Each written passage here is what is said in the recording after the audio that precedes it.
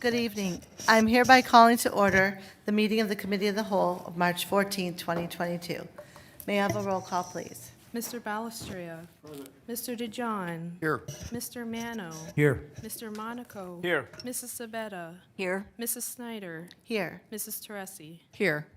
Please stand and join me in the Pledge of Allegiance. I pledge allegiance to the flag of the United States of America and to the republic for which it stands, one nation under God, indivisible, liberty and justice for all.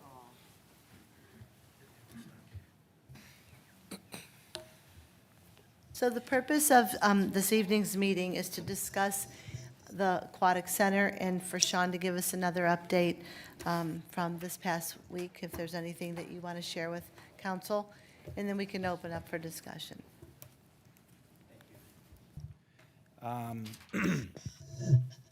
I just wanted to start out by saying that we're kind of getting to the point where things are going to start moving along. So I'm kind of here to give you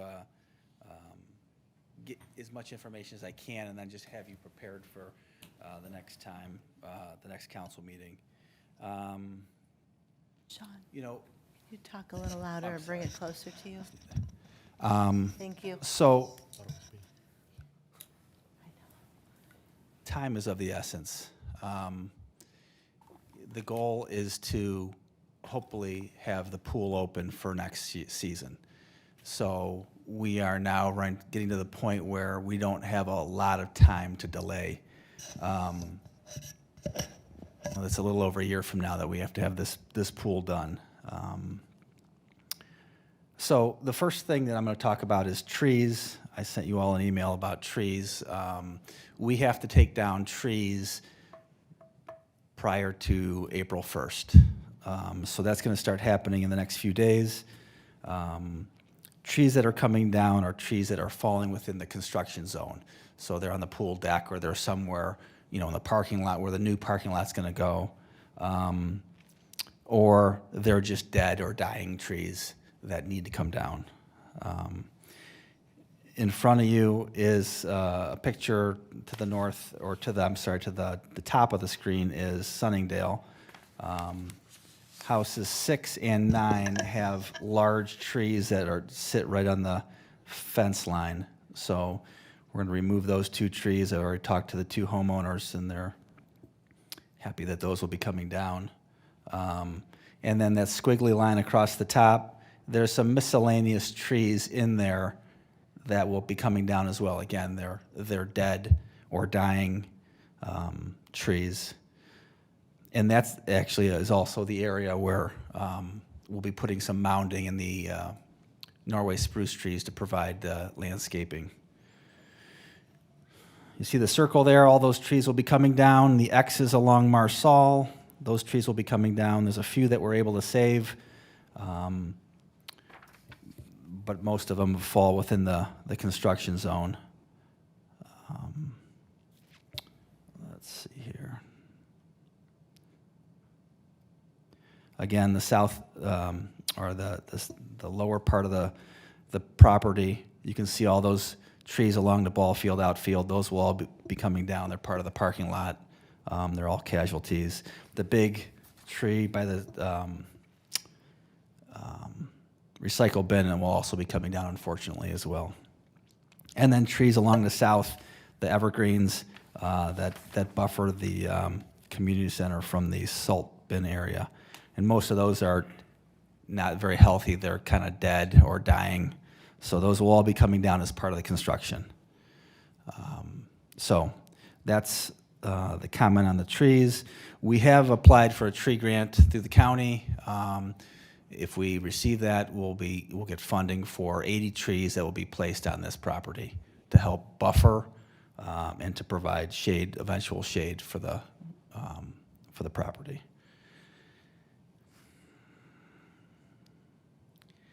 Like I said, time is of the essence. We did a walkthrough today with the demo contractors. Their bids are due Thursday.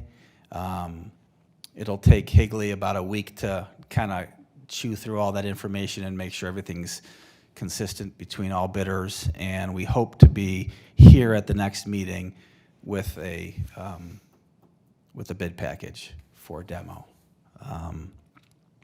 The following the following meeting, 4/11, we hope to have a structural steel and roofing in place. Again, the long lead times on these things, and so that's why those need to come up quickly. Chris and Jason will be here next week to explain the steel and roofing if you have any questions on those for the following week.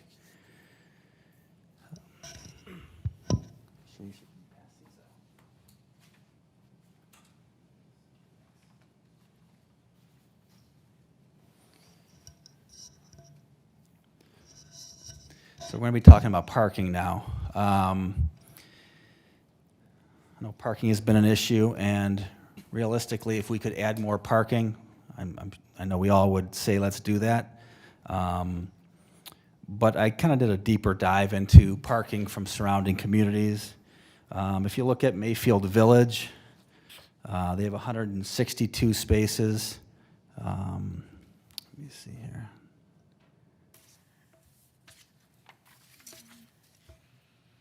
There's their property, and there's obviously a pool, a large playground, the Grove, and baseball fields. So they have 162 spaces. Highland Heights, between two parking lots, they have 101 spaces, and then there's a gravel lot.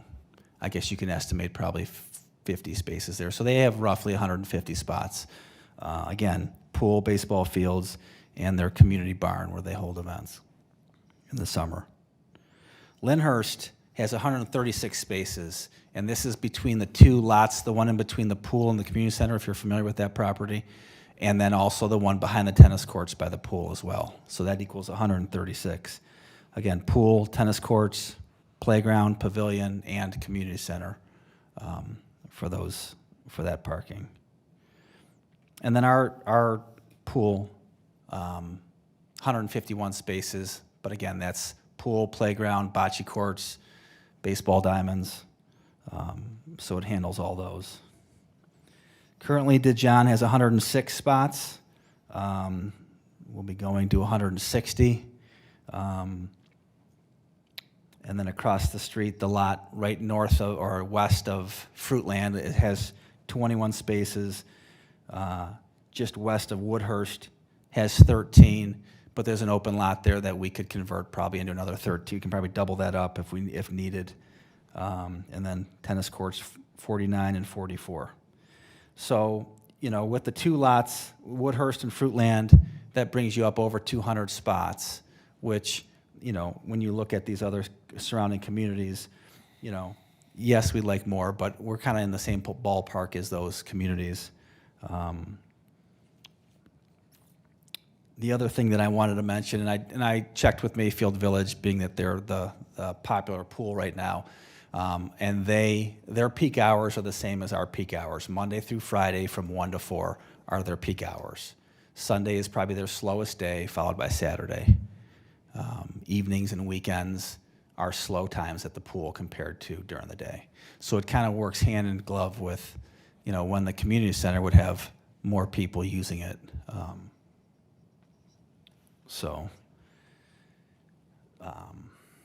And then I just wanted to kind of highlight some of the distances. As you can see here, the first base dugout, that little green area that you see where it says 0, that's kind of where the canopy meets the front door. That's the front door of the new community center. And so to get to that far spot on just west of Fruitland is 330 feet.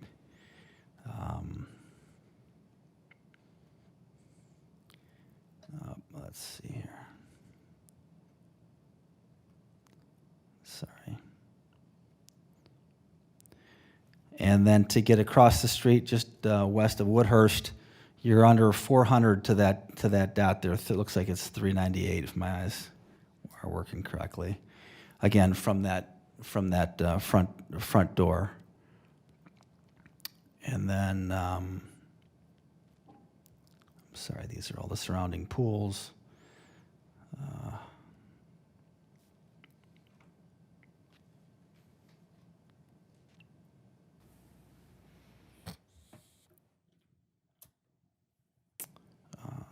Let's see, where's that at? Let's see. Where is that one at?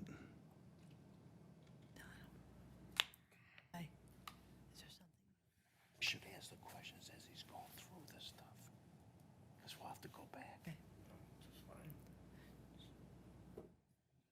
And then you can see the farthest part of the main lot is 354 feet. So you're not going from the farthest part in the main lot to across the street. You're actually closer up on Fruitland, and you're not a whole lot farther over west of Woodhurst. So it's not I don't want to make it sound like it's, yes, you have to cross Marsall, but it's not we're talking inside of 50 feet difference between the main lot and the farthest point to get you inside that 210 parking number. So that's some information on parking. I know that's what has been a topic of debate or discussion. The next topic is the slide tower. I met with John over at the site. We have some flags in the ground where the slide tower is. And we met over there and had a good conversation. He's a supporter of the project. He is. But he also wants you all to know that when he sits out in his patio, he'll be looking up at a 40-foot tower. So, he's obviously not happy about that. Sean, can you say who John is? He's a resident. He's a resident on Sunningdale, fourth home.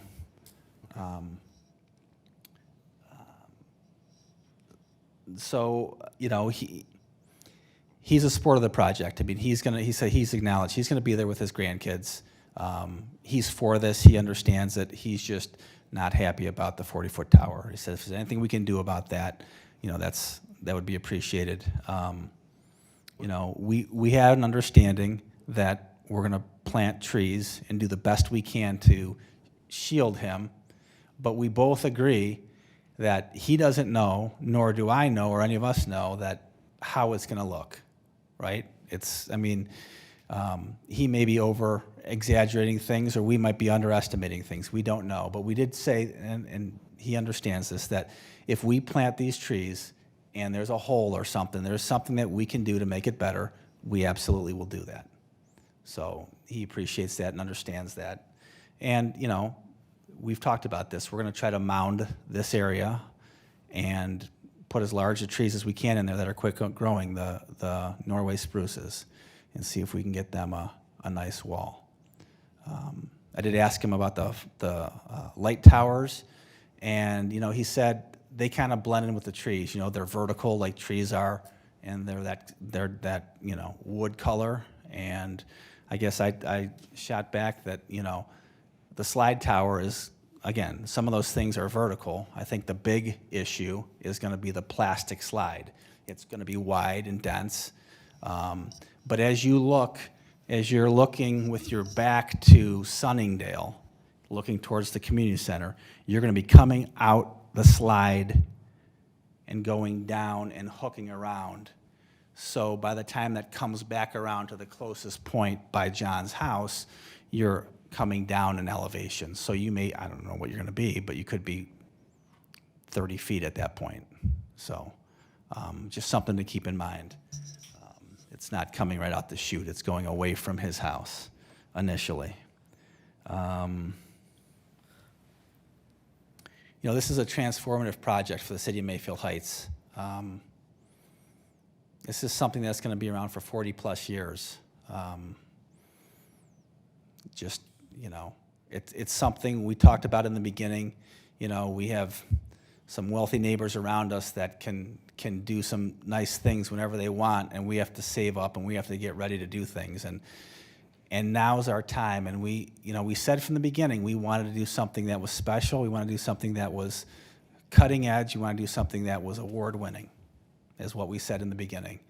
And Not to say that, we couldn't, negotiate this height of the slide, but, we don't want to lose a whole lot in terms of what we're offering our residents. Want them to be proud of this facility like other residents in surrounding communities are proud of their facilities in Beechwood and Mayfield Village and the like. We want this project to be the same way to them.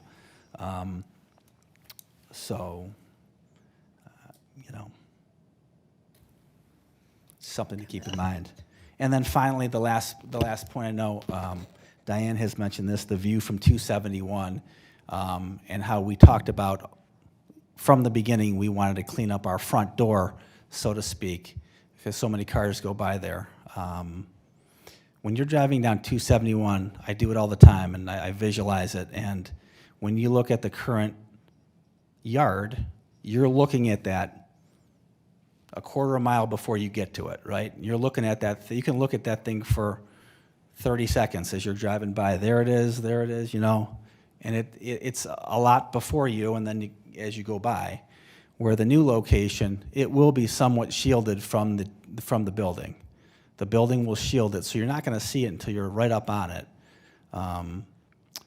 And we're going to work with Chris Trotta to see if there's something we can do to help do some more shielding to that. 'Cause I know we all want the best image for our city, and if we can minimize the view of that, we'd all be happy. You're talking about the service area. The service area, yes, correct. So that's all I have for right now. Any questions? So we'll start with, actually, Mr. DeJohn had a question, but I had him hold off. So So let me, between the hours of 1 and 4, how much sun will you have there? With the wall there for the neighbors? How much? Sun will you have there? Would it be sunny all that time? Or is there going to be some shaded areas? for On the pool area? deck, Yes, correct. we are going to have some shade nets. That's one of the things in the survey that we heard loud and clear is that they want shade. Yeah, but I'm talking about natural shade versus the sun. But I guess what I'm getting at, I'm kind of concerned if we build this wall, which we have to, for the residents there, how much of that is going to block the sun from the pool? oh, it won't. That's a question. I don't know if I can answer that. I don't know, but that's easily 40. I think we discussed that. Didn't Chris, in the positioning of the pool and the building and everything, he figured where the shadows would be? Excuse me. I'm almost positive, but when we meet with them Wednesday, we'll check for sure. I think he took that into consideration. I think it's the lot line from the slide, I believe, is like 80 in the 80s foot range, and then beyond that is really the pool deck. So you're talking 120 to 150 feet away, But And the other thing I Wait. had is how high is Beechwood's slide? Beechwood has a 40. 40-foot slide. That's a 40-foot, and there's residents there, right? There's residents behind the slide. And do you know how far from 271 and the pool? You gave us these other dimensions. I can How many find that feet? out. I don't have it on Yes. top of my tongue, but I can find that out. And just one other thing. Maybe we could consider giving those residents behind the pool there maybe free passes and a discount to the community room. Maybe we should, maybe look at that and. And is there any way we can build a slide that's collapsible in off-season? No, it's got concrete steps. No, not that it would be safe. You know what? We've never discussed that before. We'll bring that up. But the way the thing is constructed, durability, rigidity, I don't believe there's a way to do that, but we'll bring that up, yeah. Yeah, Done, Mr. Mano. thanks. Most of you know I'm on the committee for this aquatic center, and I've attended most of the meetings. And don't misconstrue me by no means am I saying this project should not go forward. I think it will be everything that we want it to be in the end. However, after reading Council President's email over the weekend and the concerns that she had raised and the talk of compromise and so on, for the very first time this weekend, I received 2 phone calls from residents asking me to justify the cost of putting this in. And I really couldn't give them an answer. I think what sparked their interest is what's going on in the world today between inflation, the price of gas, and we're probably pretty close to being involved in a war. It gives you pause to think about whether or not this city is ready to get into an expenditure of this magnitude. I'm not saying to cancel it. I'm not saying to change it so dramatically that it's, to bring the cost down. What I'm saying is maybe we need to pause for a little bit to see what happens in the midterm elections if the possibility of some of these crazy policies that have put us in the position we're in can be changed. I mean, I don't know how the rest of the council feels, but where are we going? Is gasoline going to hit $6 a gallon? Is it going to hit $10 a gallon?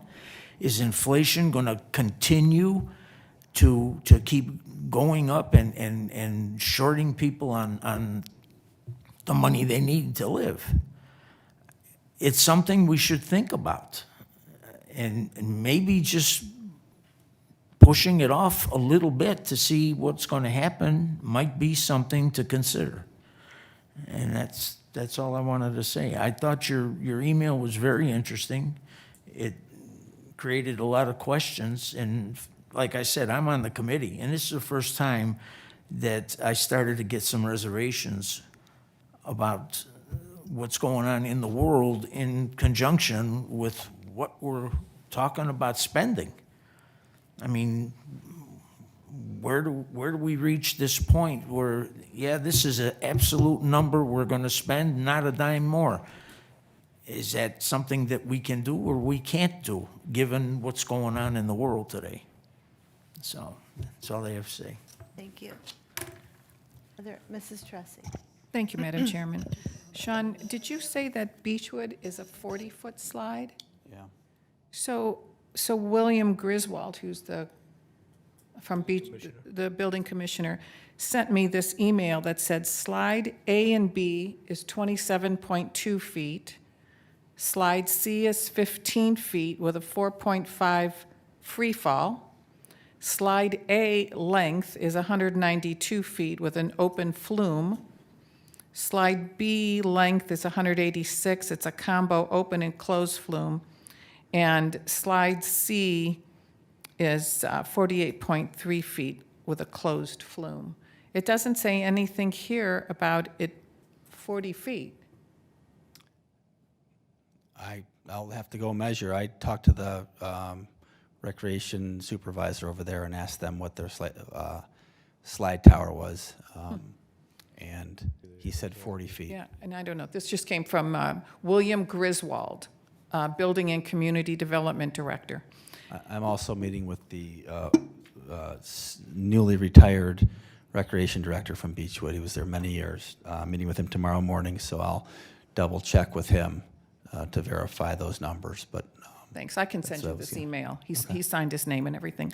And my other question is, so in Mayfield Village, the peak hours for the pool are from 1 to 4, and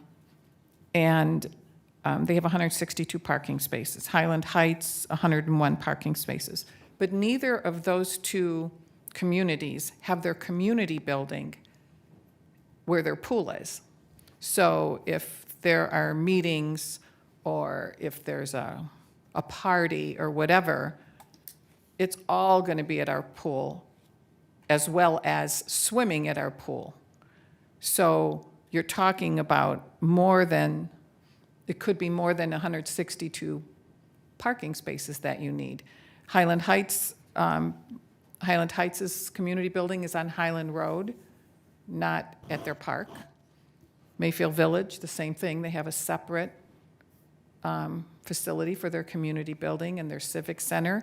Their amphitheater is typically used later in the day or in the evening. So I don't know how you can compare those two numbers to what we're going to have here at our park, which has the community building, a gymnasium, the swimming pool, 3 swimming pools. I don't know how you can compare, and our, the area by the service, I don't know how you compare that. Our number to their numbers. It doesn't seem like the right comparison. You're not comparing apples to apples, in my opinion. We'd probably have a hard time comparing apples to apples if we go down that road. You guess you could look at Lyndhurst. They have 136 spots, pool, tennis courts, playground, pavilion, community center. That's an example of one.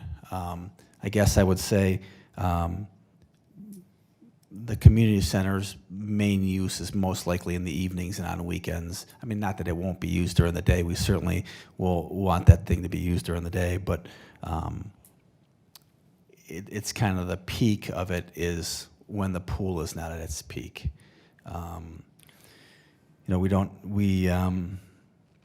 Mayfield Village, they do have baseball fields. They got a playground, beautiful playground there, an amphitheater. So there's other things going on. I guess it would be similar to our other side of the park by the pool. We have a lot going on there certainly with bocce, the playground, the softball.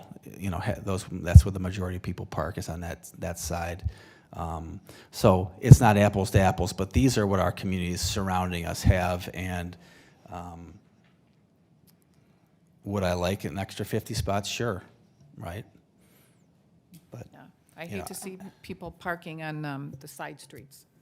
I think then we'll start getting complaints like we did with the people that were parking on Algiers going to Ganley.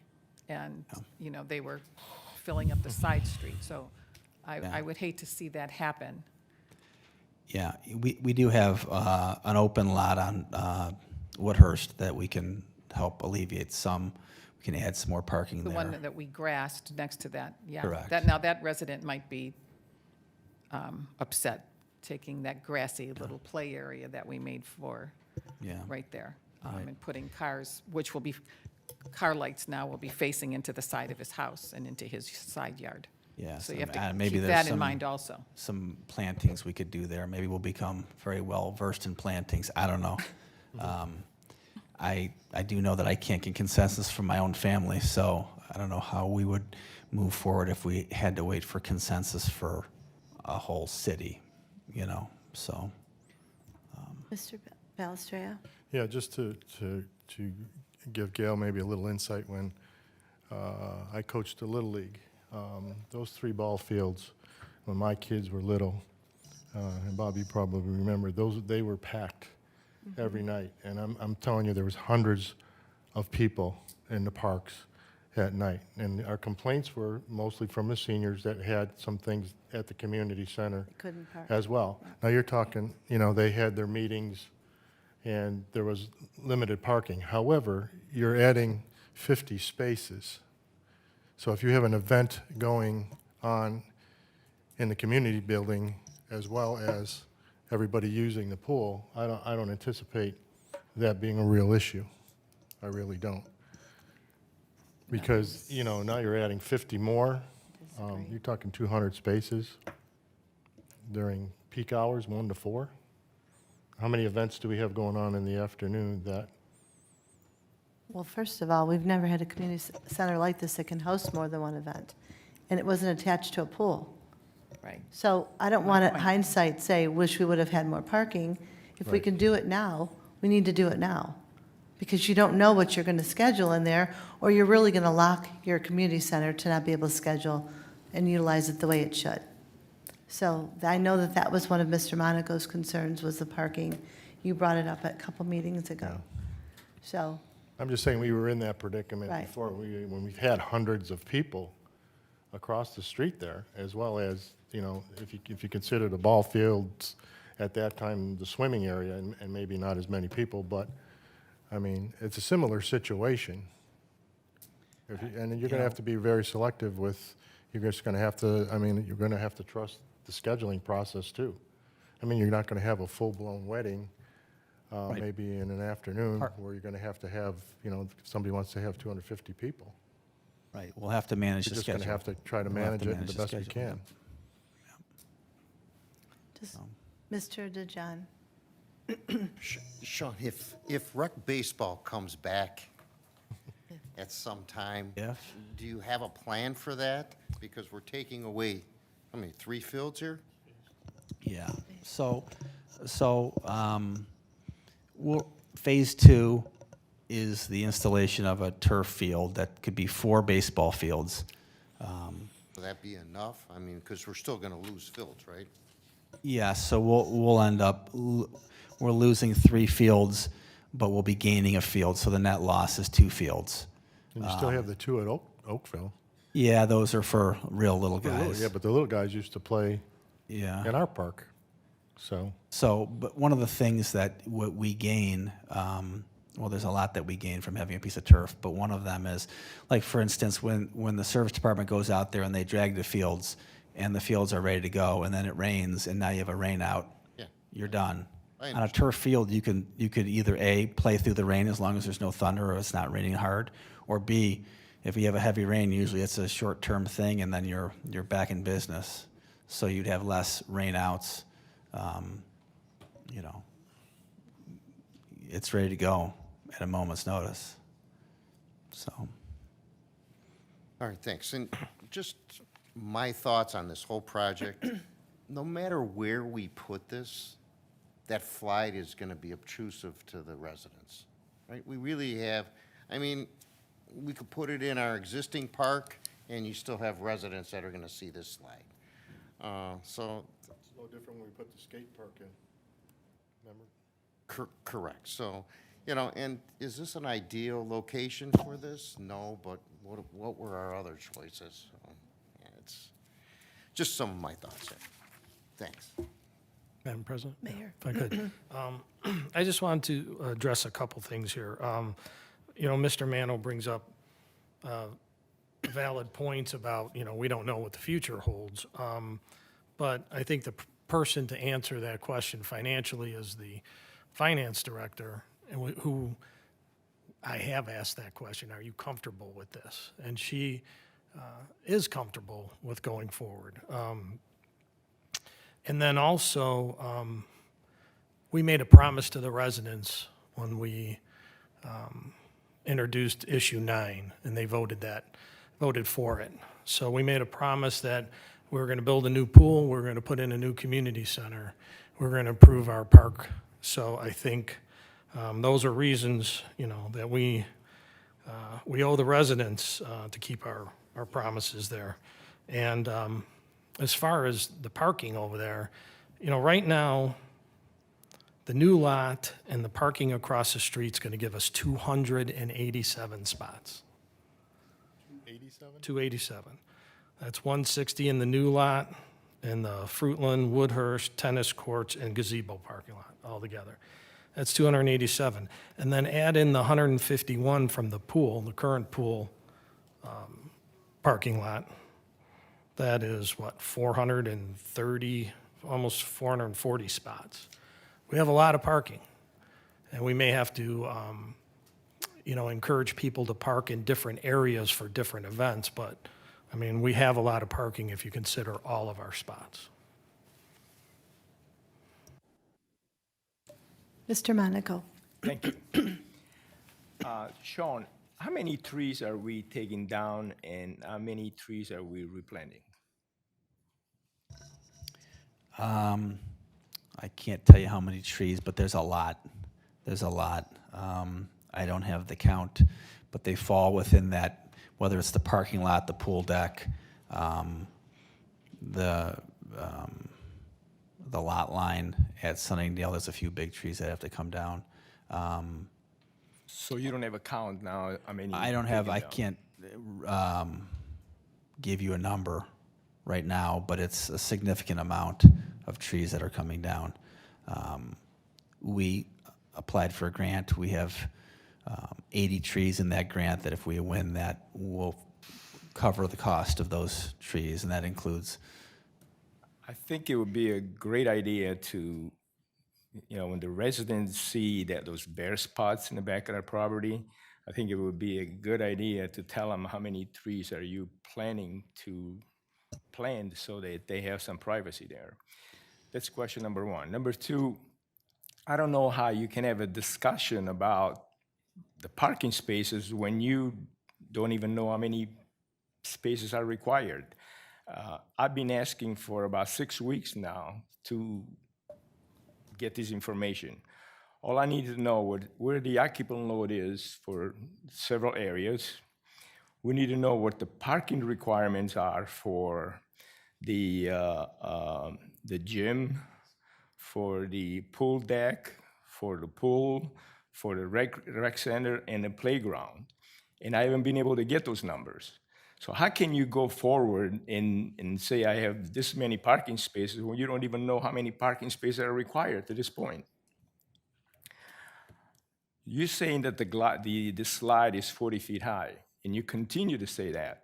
The total height of the slide is at least 52 feet. It's not 40 feet. So there's 12 more feet that those residents have to look at. And also, the slide is 30 feet from somebody's residence. Now, 30 feet, That's not not, very far. not 30 feet. it's not You what he just said said. that, didn't you? No, I said it's, I sorry. think the slide tower is between 80 and 85 feet from the lot line.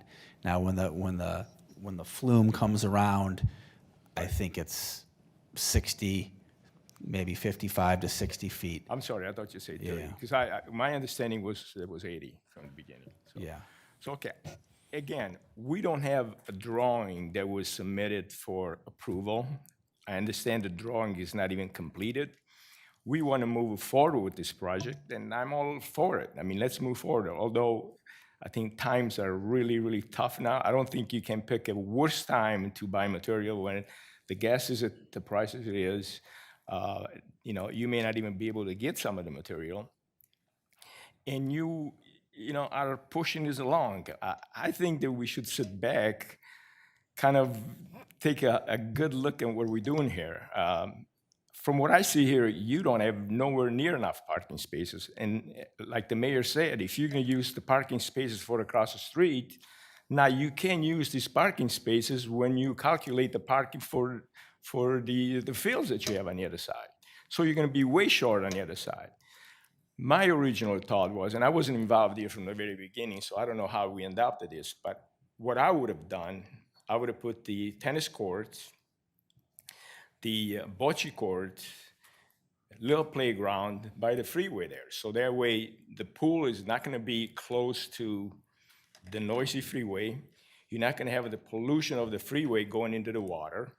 And if you move those three things, the community center, the rec center, and the pool on this side where we have it now, you could utilize the parking spaces from the city hall, because on the weekends, there's hardly anybody working here. So you could use the parking at City Hall here for your direct center, whatever you're having. So to me, I think we're rushing this thing along because, I don't know, for whatever reason, if we can open a pool next year, well, we give somebody a pass to go to Mayfield Village, to go to Lyndhurst. I don't think we should I think we should study this and we should look into it. And again, we're not ready to go anywhere because, anybody else in the city, if they want to do any construction, they have to go through the building department, you have to go through the approval process. There's a lot of things that you need variance here. The maximum height of any structure in the city is 35 feet. This structure is higher than that. You need to go to the Board of Zoning Appeals and get a variance for this. You need some setback variance. And the architect made this statement himself, that you need to go through this process. And the process that he outlined from the documents that I have at home is you need to go to the Architecture Review Board, You need to go to the planning commission, and you need to go to the Board of Zoning Appeals if you need any variances. Now, I don't know, we're in such a hurry here, and the Architecture Review Board is not approved the final plan. The planning commission is not approved that. And again, I'm reiterating, we don't even know how many parking spaces this thing Okay, requires. all right, so I think it's been said before. Do you want to? I can explain, I've explained this to you before, Nino. We do not need to go to the Board of Zoning Appeals. We do not need to have a required amount of parking spaces. The law director has commented on that also. We do not need to do all those things, so it's untrue what you are saying. Okay, so what the process is say there is you perceive a zoning issue or a variance issue, I should say. What is the process for a variance? It goes to Board of Zoning Appeals, then it comes to council, correct? Correct. So, okay, and ultimately, it's council's decision. So by approving the project, you are more or less, I don't want to say circumventing the BZA, but there's no need for BZA because you are ultimately approving it. You do not need Board of Zoning Appeals to look at it first. It's council's ultimate decision, and the law director has commented on that, and he has found it, other examples of that. So I completely disagree with you there. We went through the timeline and the procedures we have to do in order to get this thing constructed. They're not done with DD yet, or they're almost done with DD, so you're not going to get your drawings. I understand you want them. You want to have them. We do not need them at this point. They are putting together bid packages based on what they have drawn up so far, so they can get these bid packages out because some of the procurement is almost a year away. And we're not going to be able to get it if we wait for all the drawings and wait for all your approvals. You may want those things, and that's fine. I understand, where you're coming from. You're a building guy, you're involved in that. That's fine. But we do not need those at this time, and we have said that over and over again. Mayor, how can you decide the number and the width of the exit of a building if you don't know what the occupant load is? You want to get started with this building, and before you If you talk to the architect, you've talked to the architect. Do you not think he knows what he's doing? You don't think he knows what an occupancy load is? Do you not think he knows what he's doing? I mean, Nino, I think you are nitpicking at this to, I know this is your field, and I know, you're versed in this, but working under the restrictions we have right now, there has to be some give and take. And you want us to go completely by the book. Mayor, what If we go restriction? completely by the book, Mr. Monaco. this thing's never going to get built. And you've never constructed anything in these, in the climate that we're in now.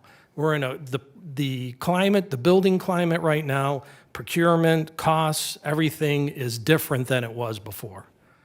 It's never been like this. So we are taking steps to get this done as efficiently and quickly as we can to give our residents what we promised them. Okay, Mr. Mano. I beg to differ. I don't think the point of giving somebody something you promised them should take precedence over the actual situation that we're going to be involved in. We're looking at spending a lot of money. And if you can't deliver a year out to satisfy the residents, yeah, they passed that tax. Do they know that only 20% of that money goes to park and recreation? They don't know that. I think it's 40%. I think it's 40%. Still, you make it sound like the whole thing was predicated on you pass this and we're going to give you that. That's not the way it works, and we all know that. Again, your situation is, we have to think about what we're about to spend and whether or not it's sustainable for this city. My God, when we talked about Mayland, that was $25 million, and everybody had all kinds of reservations about that. Thankfully, we didn't get involved in that. Everyone was afraid to put the city on the hook for that kind of money. This is something that has to be thought out well, and be damned worrying about completing it in a year's time because this is what you promised the residents. I've had residents ask me if their taxes are going to go up if we do this. So all I'm asking is to think about this, take the pause and think about it. And again, I'm not against the project. I'm for the project. It's just a little common sense has to prevail. Don't run before you walk. That's all. You know, I'm a proponent of this project, and I think you were in the meeting. If you weren't, I don't recall when I said this, but I asked the question, does it make sense to hold this off a year and wait till things settle down? And everyone said, no, then the price is going to continue to go up. That was at a meeting a while ago, a week ago, 2 weeks ago. In the meantime, what's going on in this world is escalating day by day. Mrs. Fagan, can you give us some assurance or just walk us along with what you've talked about in these meetings on Wednesdays and what you're really comfortable with? Because this is where you're. Absolutely.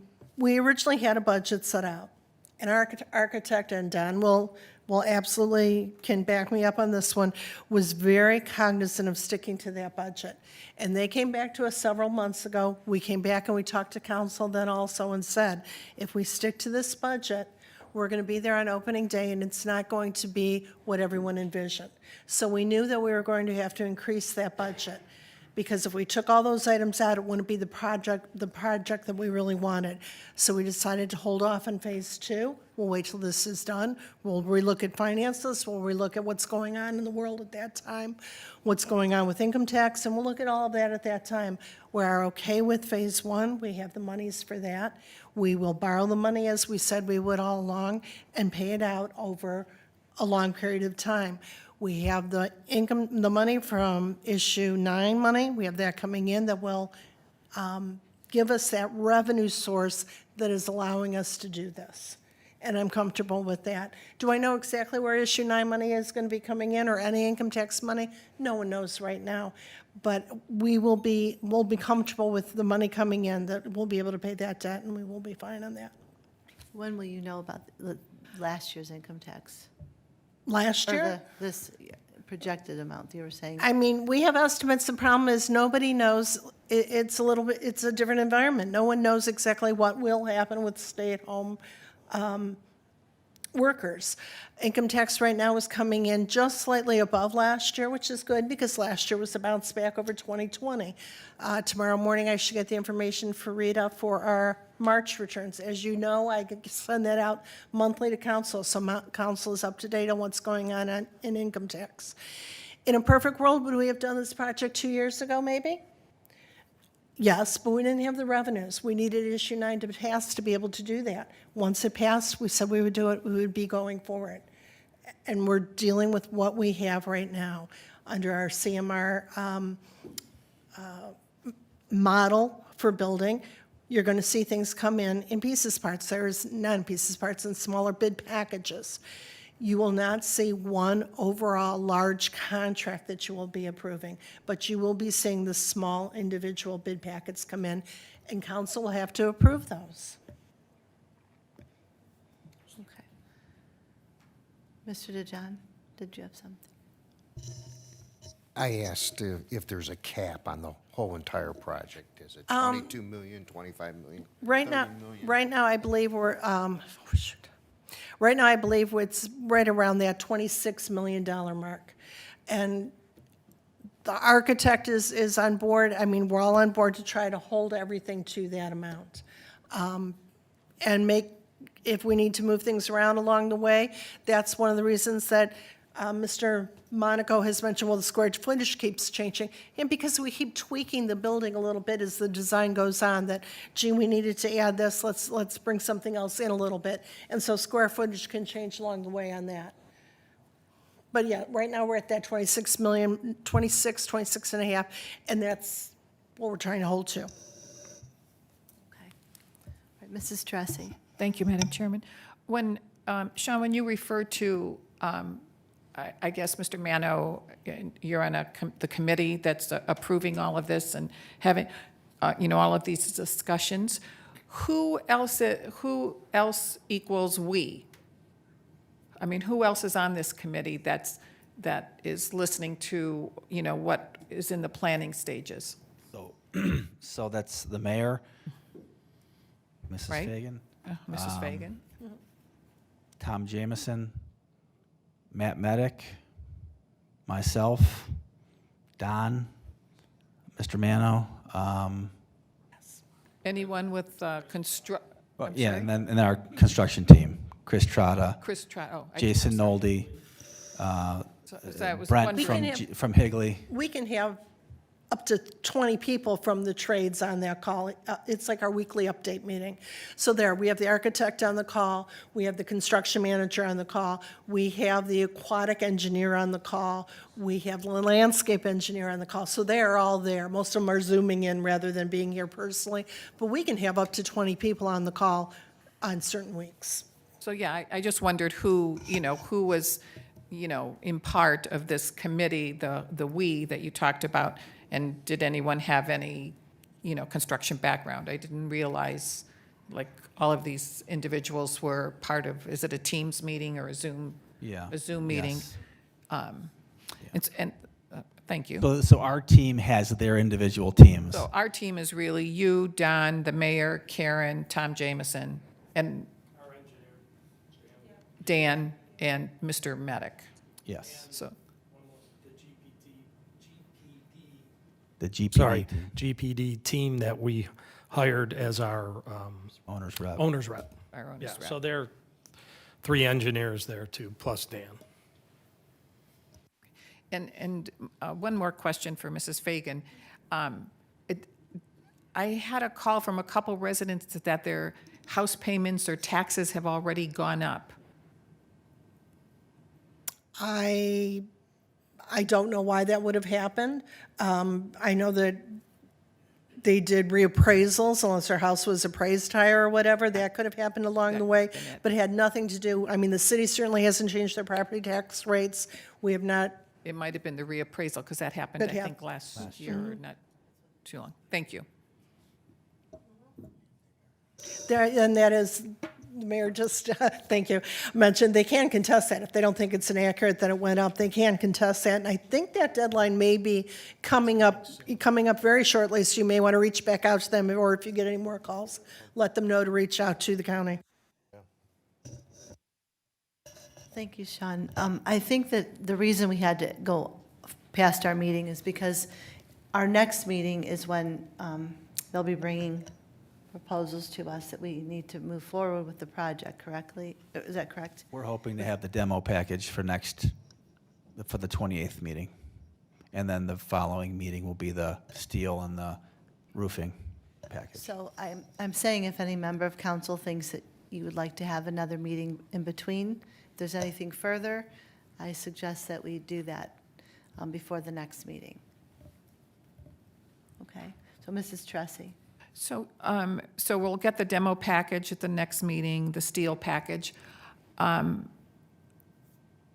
will we handle if, we approve the package and then the price goes up? So that'll be a change order that for the demo or for the steel or for any of these bid packages that are going to come before us? Will they be change orders or?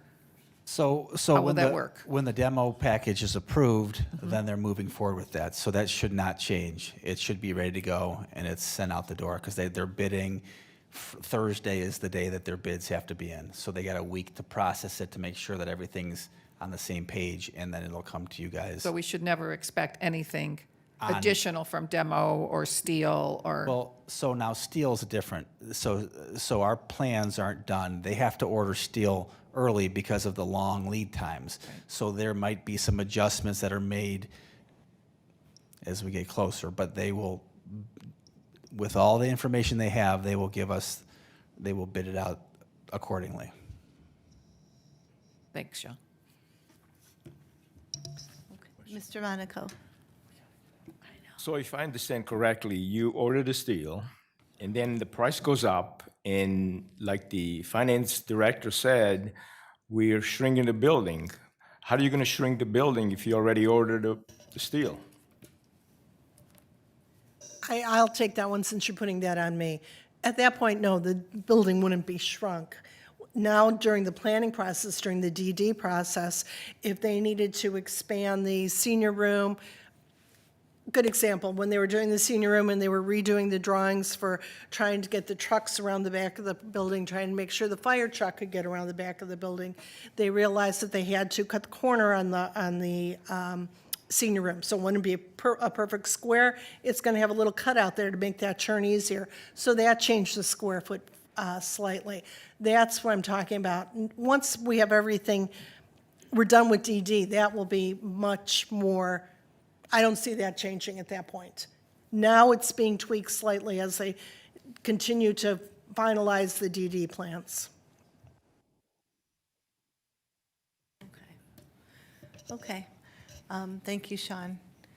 And if we want to have a meeting, please let me know, and I'll call a meeting, and we can discuss everything further. Okay? Do I have a motion to adjourn? Move. Moved by Mr. DeJohn, second by Mrs. Tressi. All in favor? Aye. Aye. This meeting is now adjourned. It is 7:27.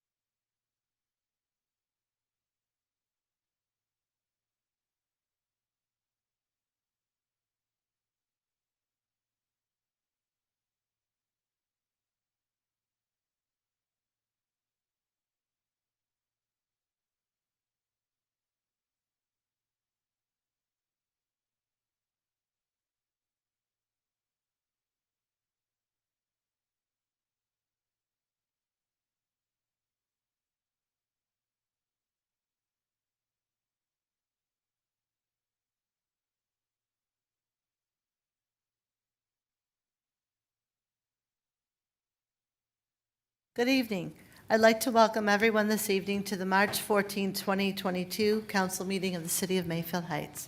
May I have a roll call, please? Mr. Balestria. Present. Mr. DeJohn. Here. Mr. Mano. Here. Mr. Monaco. Here. Mrs. Sabetta. Here. Mrs. Snyder. Here. Mrs. Teresi. Here. Please join me in the Pledge of Allegiance. I pledge allegiance to the flag of the United States of America and to the republic for which it stands, one nation under God, indivisible, with liberty and justice for all.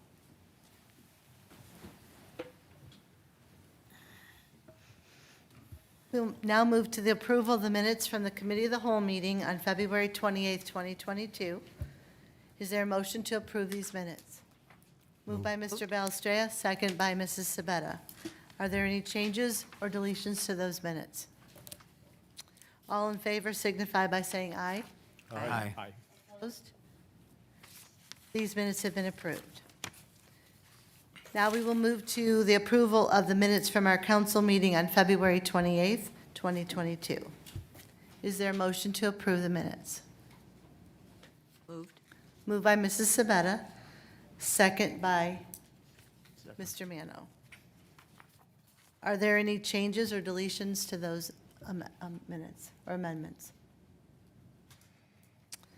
All in favor signify by saying aye. Aye. Opposed? These minutes have now also been approved. Moving to correspondence and announcements, and I just would like to say that I had the opportunity to meet the Chief Mealy and Captain Donovan last week.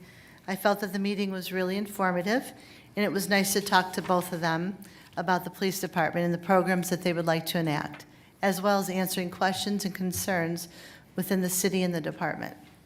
I would like to see if each of the department heads could do the same in the near future with each council member. And I also want to thank Chief Elliott for preparing the 2022 Fire Department Annual Report. You did a great job. Does any member of council have comments? Mr. Mano. Thank you, Madam Chairman.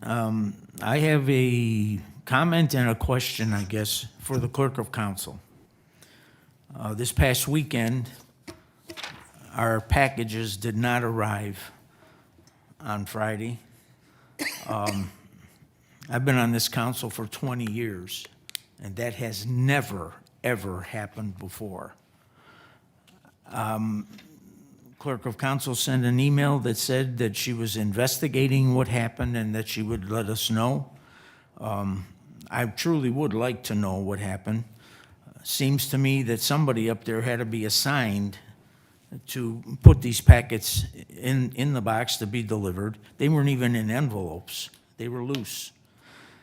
In years past, it was always the building department or sometimes the service department, sometimes the police department to deliver those packets depending on the workload here at the city.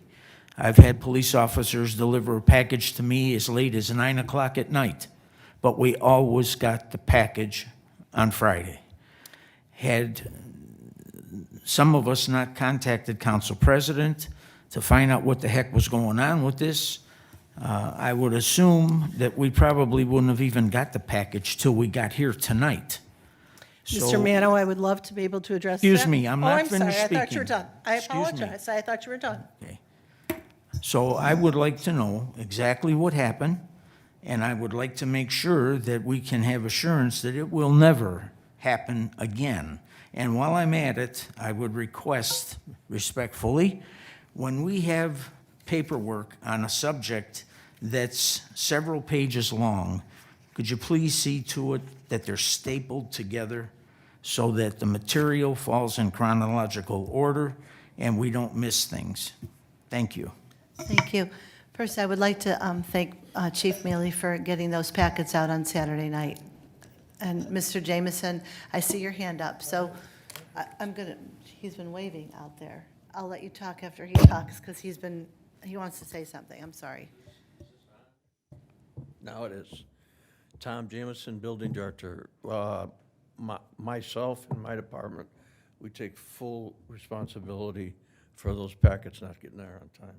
We're short-staffed, people on vacation, signals got missed. And we're glad the police backed us up and delivered it on Saturday. This has never happened, you're right, it has never happened because of my department, but this time it did. Is there any communique between your department and the clerk of council's department Yeah. as to who's going to get these things Well- done and out? We always do. We do. We always do it, the clerk of council and her staff, and we put the packets together, and we're the runners for it. First time, and I'm sorry about that. Thank you, Mr. Jameson. Mrs. Fagan. Thank you. As I was going to say is, the packets were put together, they were in the boxes. Unfortunately, there was a disconnect, and those packages did not go out. An employee in the city had an oversight, and they did not go out. I would apologize for that. I was not made aware of it until Saturday afternoon, and when I was made aware, I told Mrs. Snyder that unfortunately I could not come out on Saturday, that I would be more than happy to come out on Sunday and be available so that they could be taken care of. Mrs. Snyder went ahead and made other arrangements with the police department so they would be delivered on Saturday.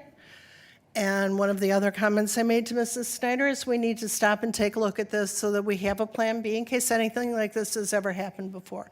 Certainly, it's never happened while I've been here, and as far as I know, it had never happened earlier, and certainly according to what Mr. Jameson has said, that is true also. So I apologize for the inconvenience. I do want to remind council that they did get the electronic copy earlier in the week. I know some of the information is a little bit more difficult, some of the larger plans or whatever, to look at electronically, but that was out there and that was available also. Thank you. Thank you, Mrs. Fagan. Mr. DeJohn. Thank you, Madam President. A couple things. So I just wanted to call council's attention to Bev Horsak's email regarding the light situation she has at her house. She sent me a lot of photos, and I asked her to send them on to you. And I also want to compliment Chief Mealy for the presence of the police in the city. I've seen him sitting and at a lot of stop signs, watching for people crashing those stop signs. And I don't know if they're shooting radar or not, but I really like what I'm seeing. So thank you, Chief. Thank you. Are there any other comments from Mrs. Tressi? Thank you, Madam Chairman. I cut this article out of the newspaper, the Sun Messenger, and it's about receivership. Mr. Murphy had discussed about a receivership for a property here in the city at our last council meeting. We had a discussion about a home that was blighted. It was going to be a nuisance. It's on Kingswood. I'm trying to refresh your memory here. So, Receivership threw me. so I thought this was really interesting, and I wondered if, in fact, you could look into this and see if this isn't something that we can do with a property that's blighted. Mayfield, University Heights is doing this with some blighted properties, going into like receivership. I will take a look at it. It's not perhaps a pressing problem unless you live next door, but it is something that we should be prepared to do something, and I've heard what University Heights is doing, and I'll take a look at it and be able to recommend back to council what steps, if any, I think we need to take. I'm sorry, I thought it was very interesting, since we just had that discussion about the home on Kingswood, and we know that the neighbors, have been very dissatisfied with what has gone on for the last few years. Yeah, trying to lighten that, but I thought this was very interesting and might be something that we can look into. Thank you. Thank you, Mrs. Tressi. Are there any other correspondence or announcements? Okay. Reports, starting with the mayor. Thank you, Madam Chair. Good evening, everyone. I began to meet with candidates for the building director's position. As we know, Tom is retiring at the end of the month, and I will make a decision upcoming this week. By the end of this week, I should have a decision made. So I will let council know, let everybody know on that. I had the privilege of swearing in a new police officer on March 3rd. Vinny DeRose, Vincent, comes to the city with several years of experience and will be a great addition to the department. And we welcome him, wish him the best. And as we prepare for the demolition of the community center, we are having a sale of items from City Hall and the community center. The sale will take place at the community center on Friday, March 18th, from 9 a.m. to 11 a.m. Various items, from desks, chairs, speakers, kitchen equipment, will be available and open for bids.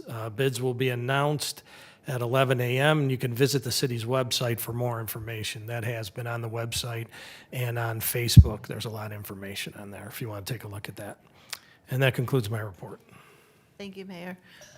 Are there any questions for the mayor? Mrs. Tressi? Mayor, how many applicants did we have for the building director position? 7, I think it was. Wow. 7. Not all of them were completely qualified, but yeah, there was interest. I mean, when you consider hearing that there are so many people not working, I just wondered how many we would have gotten.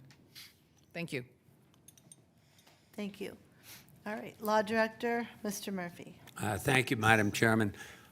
Excuse me, I received a communication through the mayor from a realtor who is seeking to place a restaurant in the old Fox and Hound area there at at Eastgate. And they are looking for liquor permits, and there are none available in the city. So what they're interested in doing is doing what's called a Trex, which is buying one from another city through the state and then moving that into the city. And they would like to know if we would support another liquor license in the city if it's transported from another community in the state of Ohio. They indicated they need it by March 16th. I've called her and she hasn't gotten back to me, but if council would like to do a motion that you would support the liquor license for the old Fox and Hound restaurant. What they're talking about, putting in is a juicy seafood, and that's all I need about it. That's all I know about it, is that the name of it is Juicy Seafood. I'm not familiar with it. But it's a matter of acknowledging that, they can have that liquor license if they can find one in the state. So at the end, if we could do a motion to approve that and then vote on it, and I'll let her know when I get back to her. Yes? Did Fox and Hound give their license up, or I they won't sell I it? don't know what happened to that. Sometimes they sit on them, because Quite they own the valuable. license, so, they may consider it an investment. But when I talk to her, I'll find that out and see why they have to import it from another city.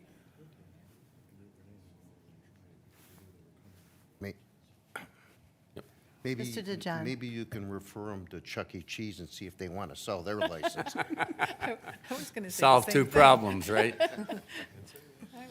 Secondly, I would like to request that there be an executive session at the end of tonight's business to discuss pending or imminent litigation and potential economic development in the city. So Okay. that'll come up at the end of regular business.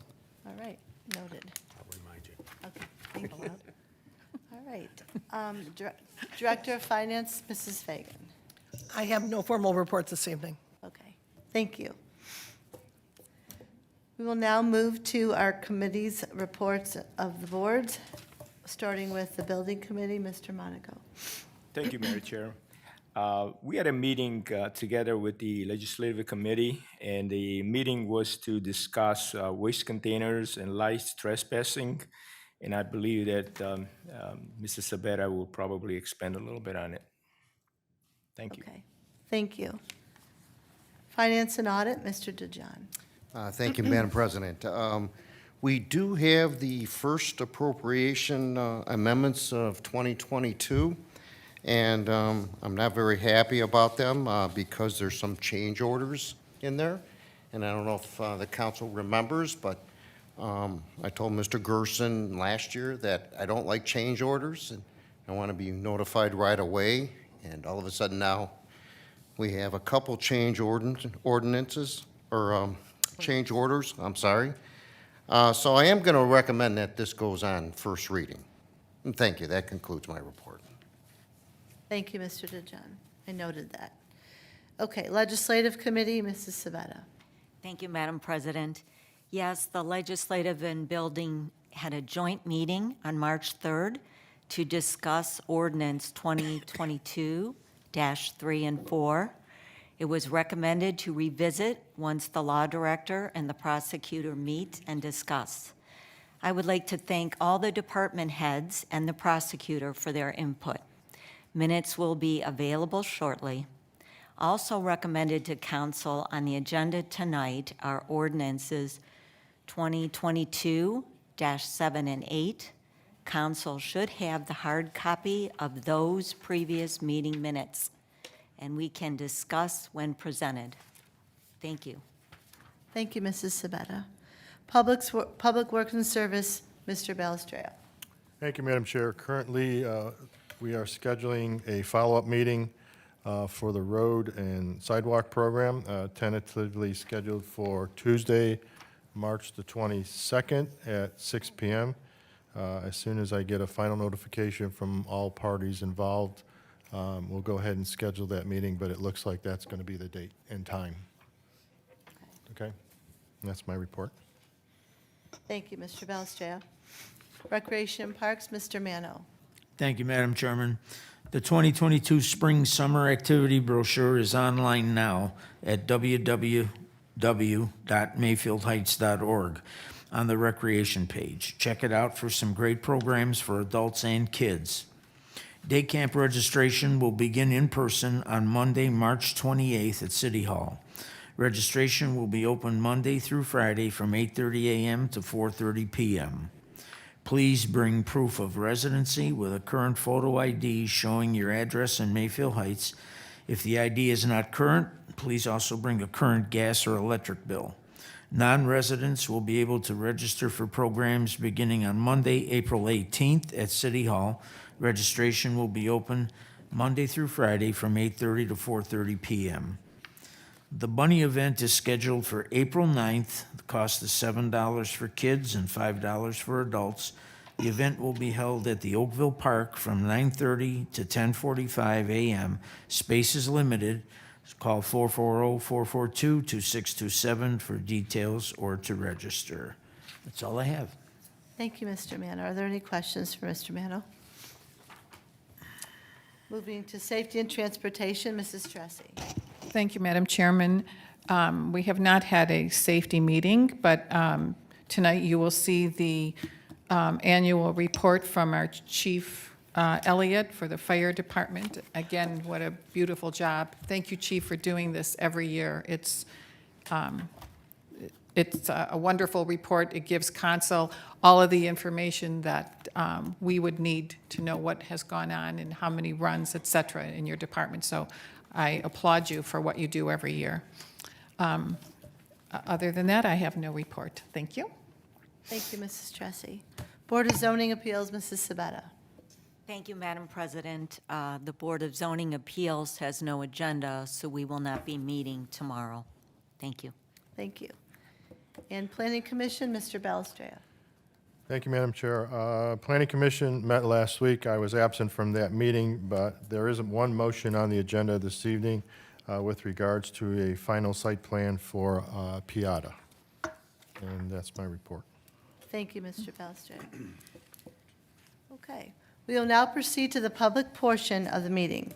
Pursuant to City Code, each person will be allotted 5 minutes to speak, with a maximum of 30 minutes for the entire public portion.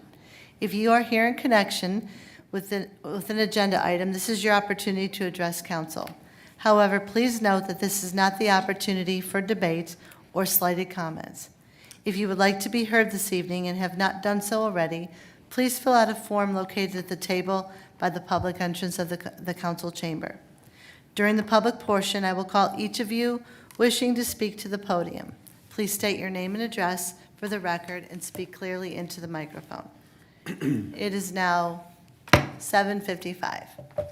Would anyone like to be heard? You can come up.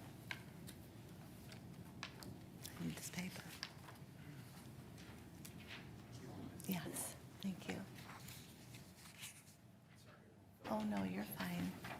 So Chad? Yeah. What's your last name? Lickett. Okay, thank you. State your name formally. Hello, my name is Chad Lickton. I've spoken here once before. I just spoke with Robert DeJohn about something I read in the paper about light trespassing becoming more of like a thing that maybe an ordinance will be passed about.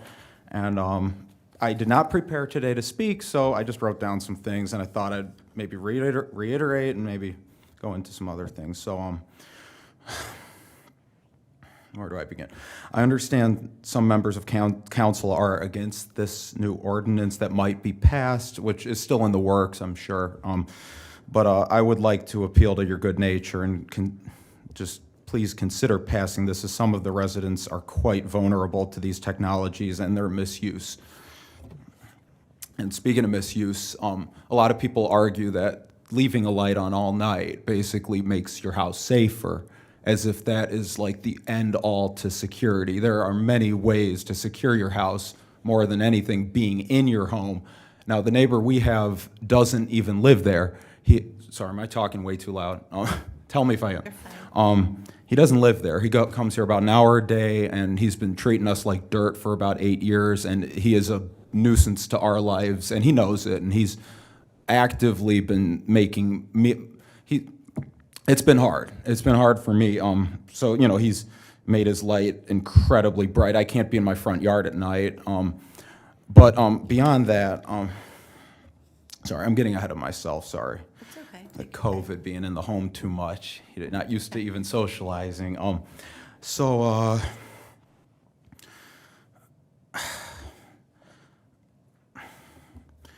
Lost where I was, sorry.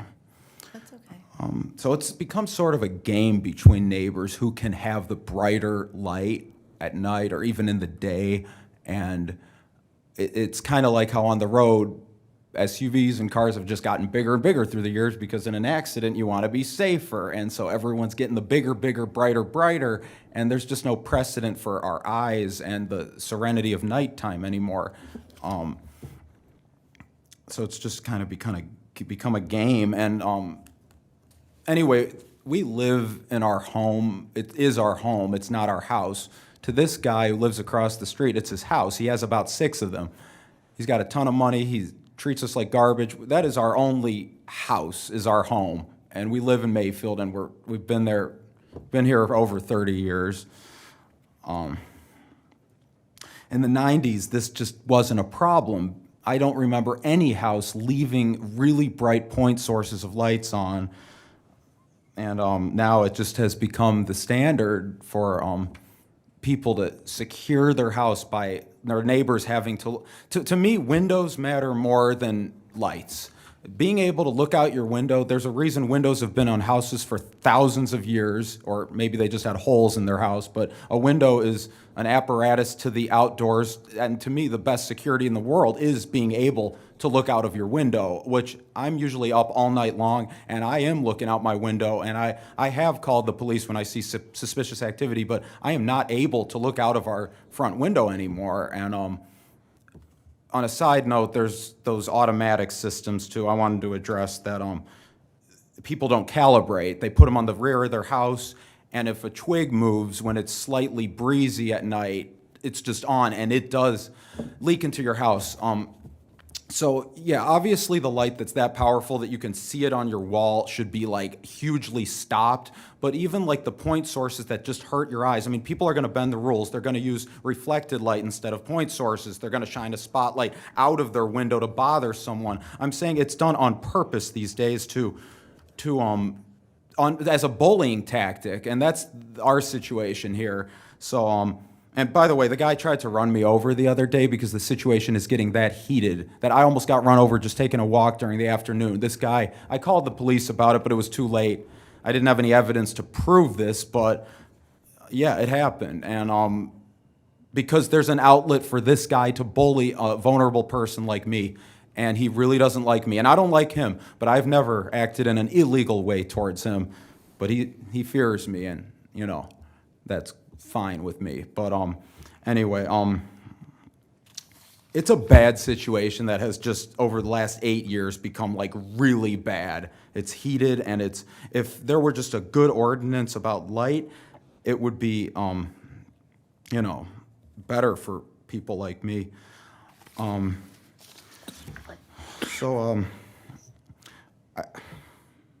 went past 5 minutes, so I guess appreciate Thank you, you Mr. giving me the Lipton. 5 minutes. That went fast. Okay. Thank you. You're welcome. Thank you. Where does he live? He lives on Fairhaven? Yeah. Fairhaven. Yeah. Yeah. All right, thank you. Thank you. Is there anybody else that'd like to be heard this evening? Okay. It is 7:40, and 7:40, and I will close the public portion. It's 8 o'clock. I'm sorry, 8. No, She said time flies when 7:40. you're having fun. Okay. I thought there was somebody else that had signed one of those. I was looking for them. 8 o'clock. Okay. Okay. So we will move to the resolutions, beginning with Resolution 2022-20. Mr. Murphy. Thank you, Madam Chair. Resolution 2022-20, a resolution approving the construction of pedestrian crossing improvements in the city of Mayfield Heights, requesting the Ohio Department of Transportation to proceed with the improvements, and authorizing a contract appropriating the local fund therefore. First reading. Is there a motion to suspend the rules? Move. Moved by Mr. Belstraya. Second by Mr. Monaco. Roll call on the motion to suspend. Mr. Mano. Mr. Valstria. Yes. Mr. DeJohn. Yes. Mrs. Sabetta. Yes. Mrs. Teresi. Mr. Monaco. Yes. Mrs. Snyder. Yes. Is there a motion to approve? Move.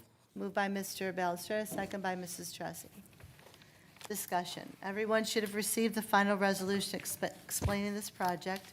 The share cost of the project is estimated to be $76,200. The amount was broken down into a contract amount and ODOT's engineering cost. Mrs. Fagan, is there anything else you would like to add to this? No, I think you summed it up very nicely. Thank you. Are there any questions? No. Mr. Mano? Thank you.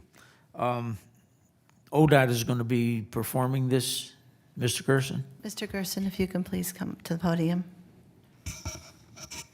Dan Gerson, city engineer. Go ahead, sir. ODOT is going to be performing this work for this, or is it being contracted out? It's being contracted out. The numbers you see, the $34,200 is the engineering estimate to let the project, which would be bidded out through ODOT, and administer the project and inspect the project through ODOT. The $42,000 is the difference between the grant that we got from NOACA of $300,000 and the difference between the engineer's estimate. So the engineer's estimate was $342,000. That's what they estimate that the bids will come in at. Once they bid out that project, those numbers may or may not be above that $342,000, and then they would ask for a change order for that amount, but you would have that. So this would be basically, they want the money in hand so that they can go ahead and bid it out, so that if it's under that 342, then they can go ahead and administer the project. Any chance that we can get them to complete the Marcel project and get those new lights under that bridge? Unfortunately, no. We do have an update from the contractor. The lights should be coming in, and they hope to finish those this month in March. Thank you. Yes, sir. Mr. DeJohn? Mr. Gerson, can you explain exactly what they're going to do to these? I'll try. Yeah, I'll try. So there's 5 intersections. Let me see if I can remember them all. There's one. I am here. Yeah, Okay. Ridgeberry, Sam Center Road, Mayfield Road, Commonwealth, Chelmsford, Mayfield, Sam. Yep. And Gates Mills Boulevard, Sam Center, Woodhawk, Ridgeberry Boulevard.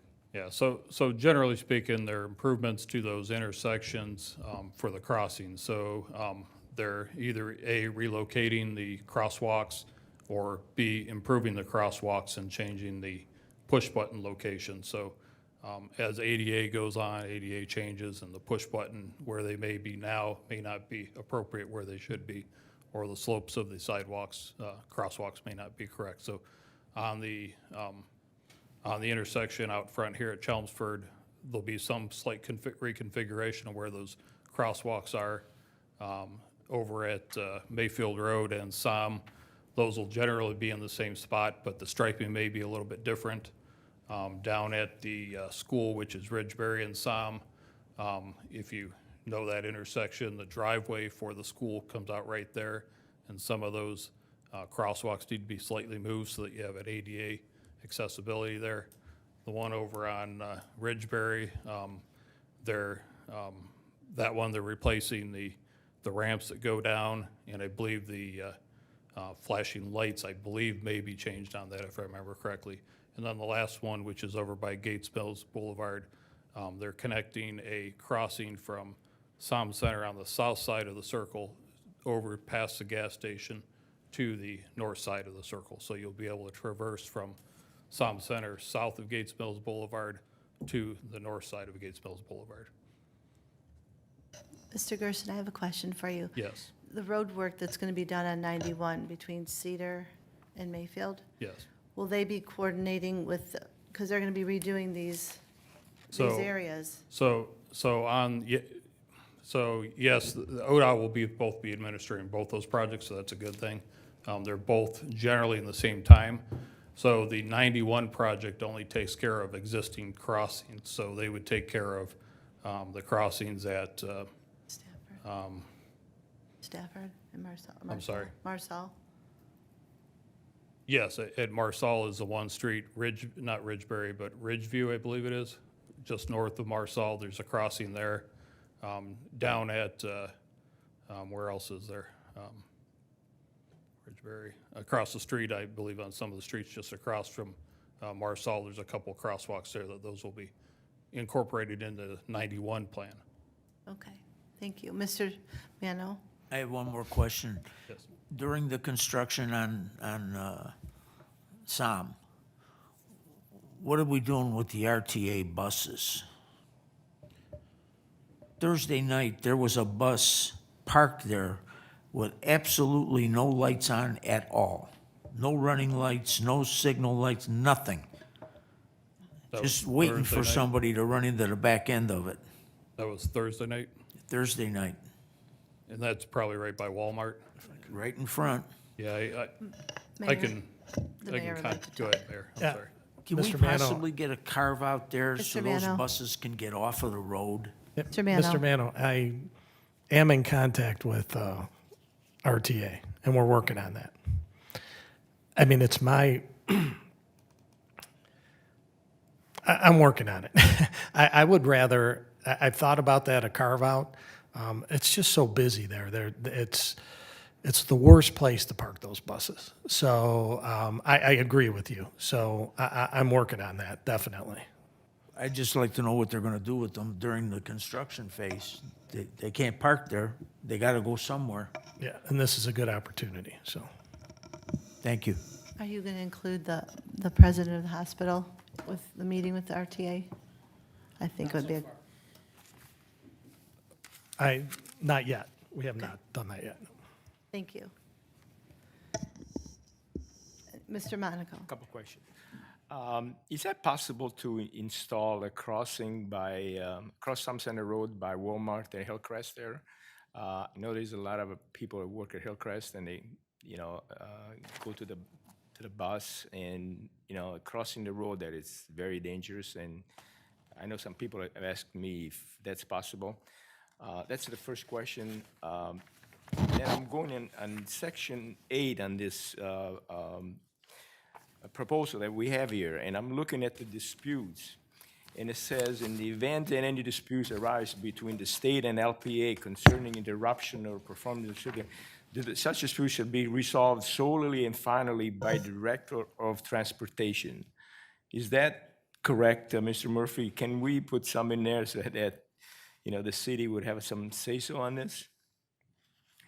And finally, just an observation, I'm looking at the cost here, and the engineer cost is $34,200, and the cost of the work is $42,000. I think it's kind of a little bit kind of disproportionate, but. That's, so as I explained before, so the project estimate was $342,000. We had $300,000 that is administered by ODOT through NOACA. So ODOT puts a 10% cost on their engineering. So that $34,200 is exactly, should be 10% of the engineer's estimate. I'm sorry, what was the total then? It's $342,000, I believe, is the total engineer's estimate for the project. So what they do is they put a 10% cost to cover their numbers. Understand that. There'll be an accounting of what they actually spend, so if they should happen to not spend that 34, you'd get a little bit back. If there's a lot of extra work that's done, they may increase that, but they would advise you as they go through that. Thank you. Thank you. Are there any other questions? All right, roll call on the motion to approve. Mr. DeJohn, Yes. Mr. Monaco, Yes. Mrs. Teresi. Yes. Mr. Balstria. Yes. Mr. Mano, Yes. Mrs. Snyder, Yes. Mrs. Sabetta. Yes. Resolution 2022-20 has been approved. Resolution 2022-21, Mr. Murphy. Thank you, Madam Chair. Resolution 2022-21, a resolution authorizing the mayor to enter into a contract with Ganley Chevrolet of Aurora LLC for the purchase of one Chevrolet utility vehicle for use by the Mayfield Heights Fire Department and declaring an emergency. First reading. Thank you. Is there a motion to suspend the rules? Moved by Mr. Balestria, second by Mr. DeJohn. Roll call on the motion to suspend. Mrs. Teresi, Yes. Mrs. Sabetta, Yes. Mr. Monaco. Yes. Mr. Mano, Yes. Mr. DeJohn, Yes. Mr. Balestria. Yes. Mrs. Snyder. Yes. Is there a motion to approve? Moved by Mrs. Sabetta, second by Mr. Balestria. The fire chief recommended going with Ganley Chevrolet of Aurora due to the fact that the vehicle is equal or less than what was set out on the State of Ohio's Cooperative Purchasing Program.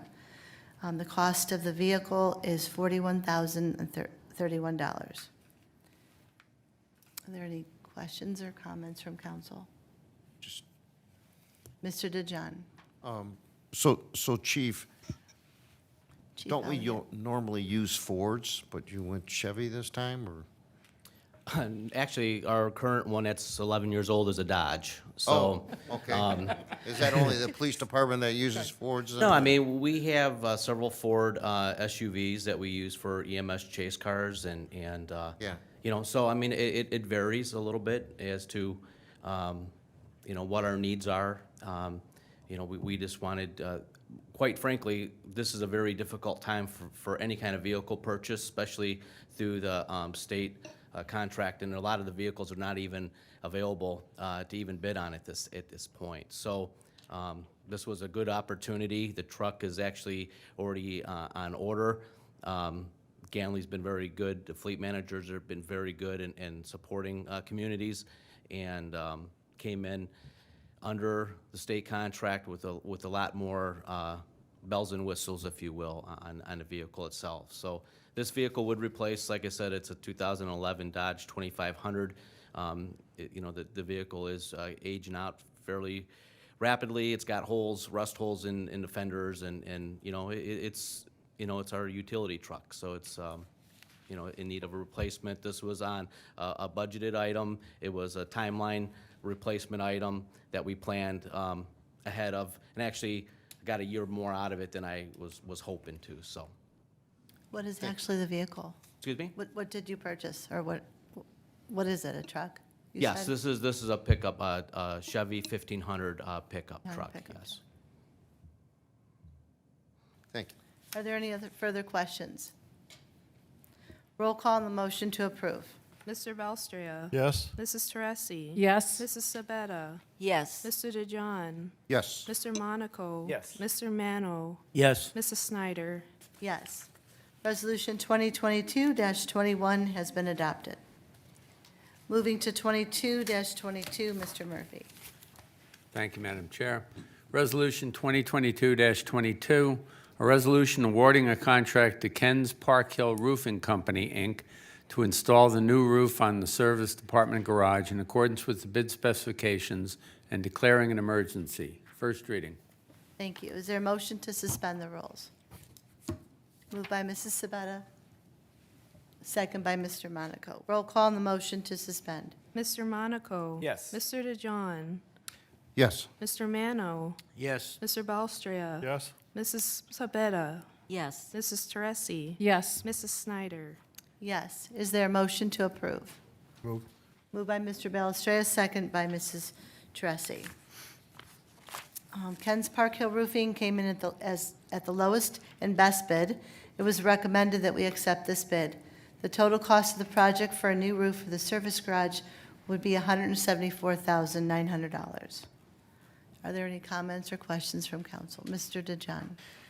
Yes, Mr. Gerson, I'd like to see the other bids when they come in. I didn't see any paperwork here showing the other bids and how close they were and who they were? Mr. Gerson?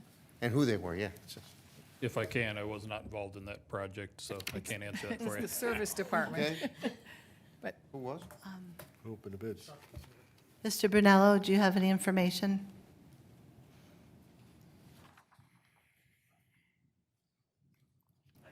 I do. I have, there was 4 other bids, there was 4 total bids submitted. I provided those bids to you at our first time. The second lowest bid, I think, was $30,000 more than Park Hill, and then it went up. The highest, was $250 or so. And you don't anticipate any change orders, right? We were pretty clear that Because I'm not going to approve any if you do, so. they told us ahead of time, the material when it's delivered is coming 20% higher than when it's ordered. So hopefully not, though. Hopefully not. Thank you. Mrs. Teresi, did you want? Thank you, Madam Mr. Chairman. Brunello? No, I was just going to say that there were no, there was nothing included with this, and typically we get to see who the other bidders were and what the other prices were. On many of these things, the different proposals, there's another one here for a chipper machine. There's no information to back this up. There's nothing for the dispatch equipment. So we just, I submitted all the paperwork. it was not in our Didn't package. receive it. And normally it is. I submitted the roofing quote, I submitted the chipper quote. We have nothing. Okay, then I will make sure those get out to you. Yeah, don't we normally get them? Yes, yeah. There we go. Yeah. I'm almost certain I attached. So this it thing. just helps council, looking at, No, understand, like I said, I attached them to, when I sent it over a couple weeks ago, they were attached, so that. Mr. Murphy? Yes, the bid amount was 174.9, and the original estimate was 160. So the city cannot accept a bid that's more than $176,000. So this is 174.9. So none of the other bidders were within that 176. So they weren't even considered by the city. This was the only bid that could possibly be acceptable. So if council doesn't accept this bid, then they're going to have to rebid it. Because state law says you can't exceed the engineer's estimate by more than 10%. And that would be 176 is the highest that we could go. So this is just under that. so Mr. Murphy, what happens if there is a change order or the material is additional, then we're really over the That doesn't count. 170. Oh, that doesn't count. It's just the amount awarded, because the change order doesn't anticipate that, in the original design, the change order means that there was something that is different from the original design. So the 10% rule is just for the award. So if initial something award. happens, and I would say that there is no provision in there for additional amounts if the price of the material goes up. Thanks. Yeah, it's always good to have that additional information. Thank you, Mr. Brunel. Mr. Mano? Going forward, can we be assured that we will get all the information on these bids and so on, rather than just a paragraph for us to vote?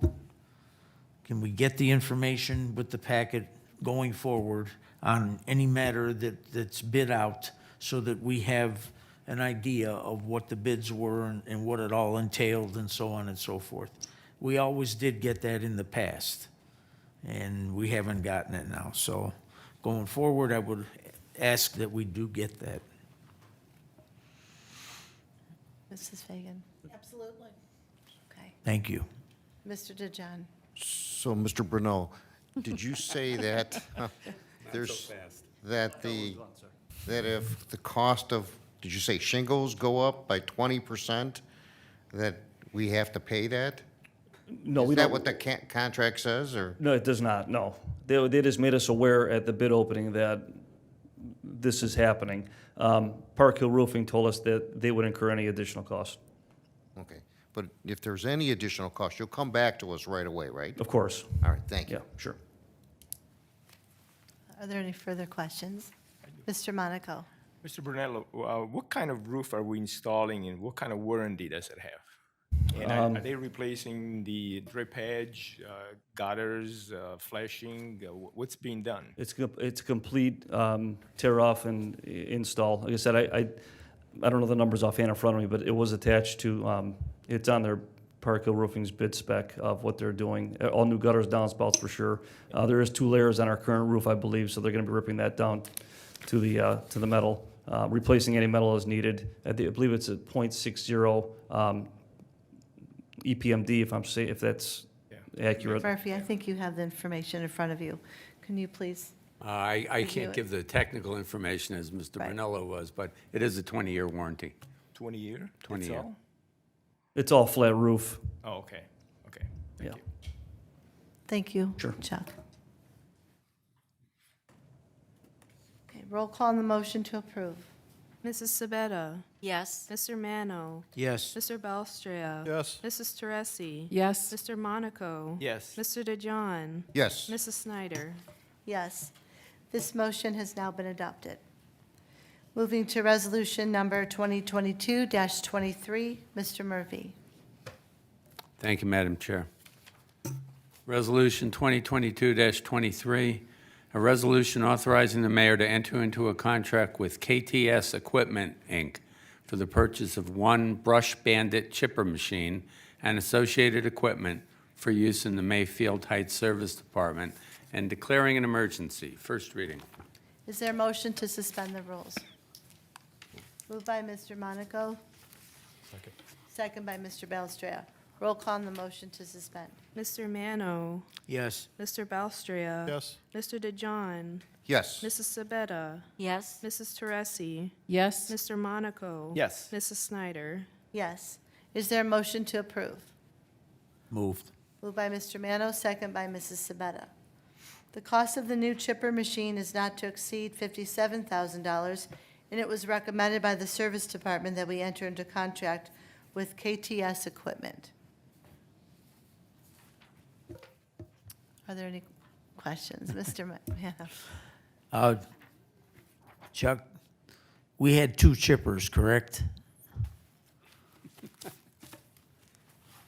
That is correct. We currently have 3 chippers.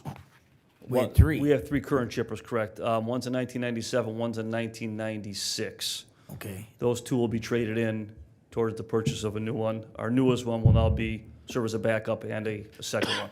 That's what I wanted to know, whether we were going to be able to trade them or sell them or whatever. Fortunately, we were able to trade those in, yes. Okay, Yep. thank you. Sure. Any further questions? Mr. Monaco? I see that you're buying a chipper machine and associated equipment. What kind of equipment are you getting with it? Just a chipper. It says here associated equipment.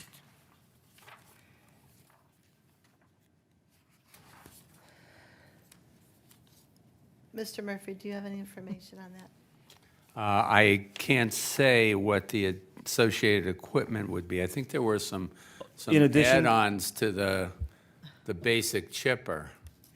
I mean, if there was nothing more than what we spec'd out. I mean, we didn't buy anything additional, it's just the chipper Yeah, excuse me, on the quotation, it has standard equipment and it lists the standard equipment, and then it has add-on options. Gate valve for hydraulic tank, inspection window on belt shield, hydraulic tongue jack with multiple position drop leg, and a 7-prong to 6-prong coiled cord. That's all part of the machine. There was no Okay. additional. Well, I they mean, were it's, listed maybe that's as all. options, so. Oh, yeah, no, that's all was bidded out. Okay. Bid out. Yeah. So the machine is complete, that we don't need to buy anything else for it. That is correct, yep. Thank you. Complete, yep. Mr. Chuck, have we used this company before? KTS? We have, This is- they changed names. Wasn't familiar with this It was, company. I believe it was, let's see if it was Gibson Stewart. I don't know, I'm not sure what it was prior. They've switched companies a couple of times. They had all of our previous chippers. They gave me a whole list of all of them, going back 20 years now, so, All right, yeah. okay. Do we take, Madam Mrs. Chairman? Tressi. Thank you, Madam Chairman, I'm sorry. Do we have a maintenance contract on this for repairs? Is that included in the bid? That I do not know offhand. Murphy, you have the bid. Do you want to share if there's a maintenance contract? I'm reading. It If we does had not that, we could have read that appear- already. It does not appear that there is a maintenance. I don't believe there is, because we talked about I don't that think there prior, is. myself and the sales rep. I don't believe there's any maintenance plan. Did we ever in the past have them on chippers? Not on a chipper machine, as far as I know. Some of our other machines, yes, but the chipper, I don't recall having a maintenance plan. Okay, Thank you. Sure. all right. Are there any other further questions? I'm not sure, is the chipper box on the agenda as well? I don't see it on here. Okay. But are you sure it's not like that extra? Oh, no, it doesn't need it because it was, never mind. What's It's a all good. chipper box? Yeah, it was cheap, so it wouldn't be on the agenda. Okay, Thank you. all right. Thank you. Wow. It was cheap. Maybe you should sit in the first seat. All right. Roll call on the motion to approve. Mr. DeJohn, Yes. Mr. Monaco. Yes. Mrs. Teresi. Yes. Mr. Balstrea. Yes, Mr. Mano. Yes. Mrs. Sabetta. Yes. Mrs. Snyder. Yes. Resolution 2022-23 has been approved. Moving to resolution number 2022-24, Mr. Murphy. Thank you, Madam Chair. Resolution 2022-24, resolution authorizing the mayor to enter into a contract with B&C Communications for the purchase of dispatch equipment and software for use by the Mayfield Heights Police Department and declaring an emergency. First reading. Is there a motion to suspend the rules? Moved by Mrs. Sabetta, second by Mr. Belestrea. Roll call on the motion to suspend. Mrs. Teresi. Yes. Mrs. Sabetta. Yes. Mr. Monaco. Yes. Mr. Mano. Yes. Mr. DeJohn. Yes. Mr. Balestria. yes, Mrs. Snyder. Yes. Is there a motion to approve? Moved by Mr. Mano, second by Mr. Belestrea. The new dispatch equipment and software provided by BNC Communications should not exceed a total of $158,171. The Chief of Police has advised and recommended that we enter into contract with BNC Communications. This new equipment will interface with the existing equipment. Chief, is there anything else you would like to add, or are there any questions from council? Mr. Balestrea. just a question for Mrs. Fagan. The ARPA dollars that we were going to use for this project, is it strictly for the demo and the rebuild of the dispatch center? Is that my understanding? We had 160,000 set aside, believe it was a total of 160,000 set aside for the entire project, and that final decision on whether the ARPA funds will be directed towards this or just city funds, it depends on what the ARPA decision is made by council. Okay. Mr. DeJohn. So why is this an emergency measure? So, I mean, because once we buy this equipment, we're giving approval for this project. So understand that. So everyone, I wish the project would have come before us first and then got the equipment. So again, why is this an emergency measure? I mean, is there a deadline we have to purchase it by, or?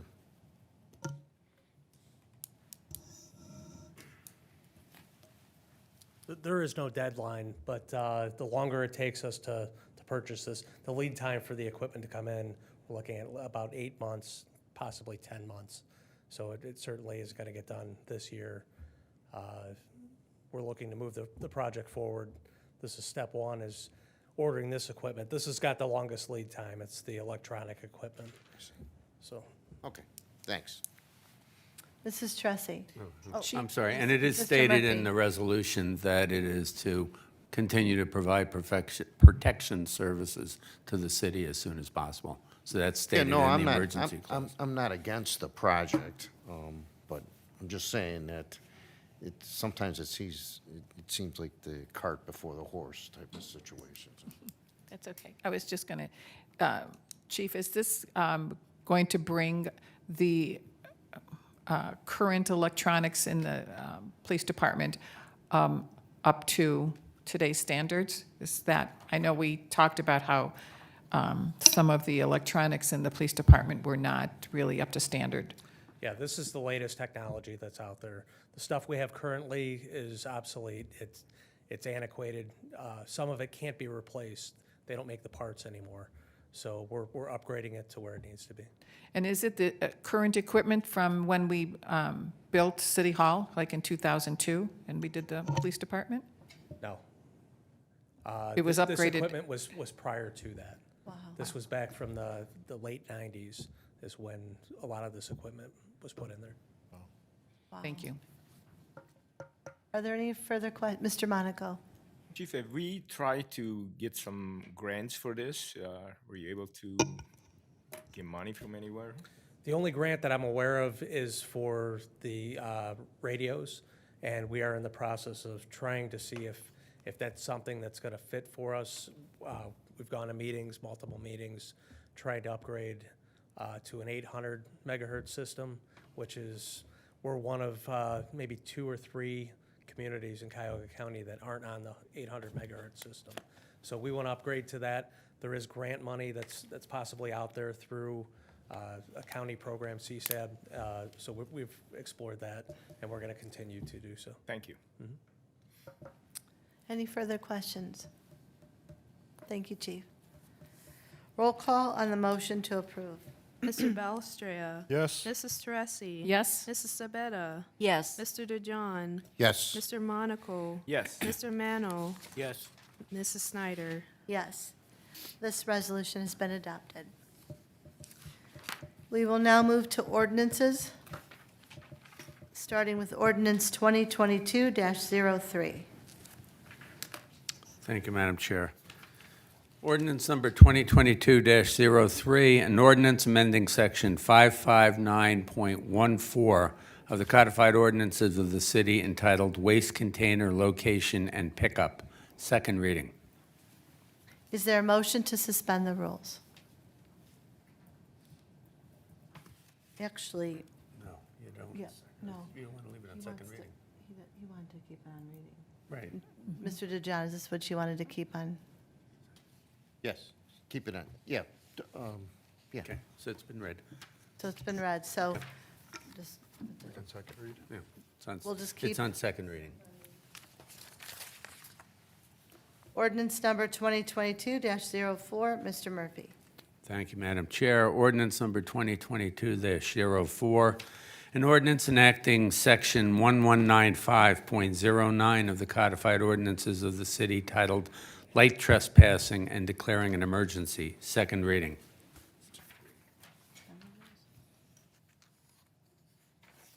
Okay, we're going to keep this on second reading.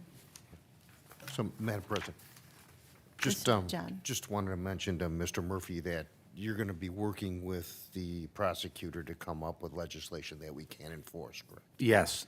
Yeah, that was the direction from the committee last week. So do you have any estimates of how long that'll take? I do not.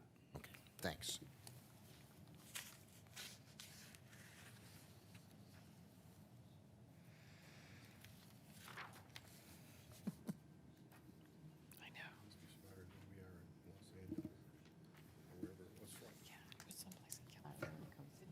Okay, well, that's coming up. Ordinance number 2022-07, Mr. Murphy.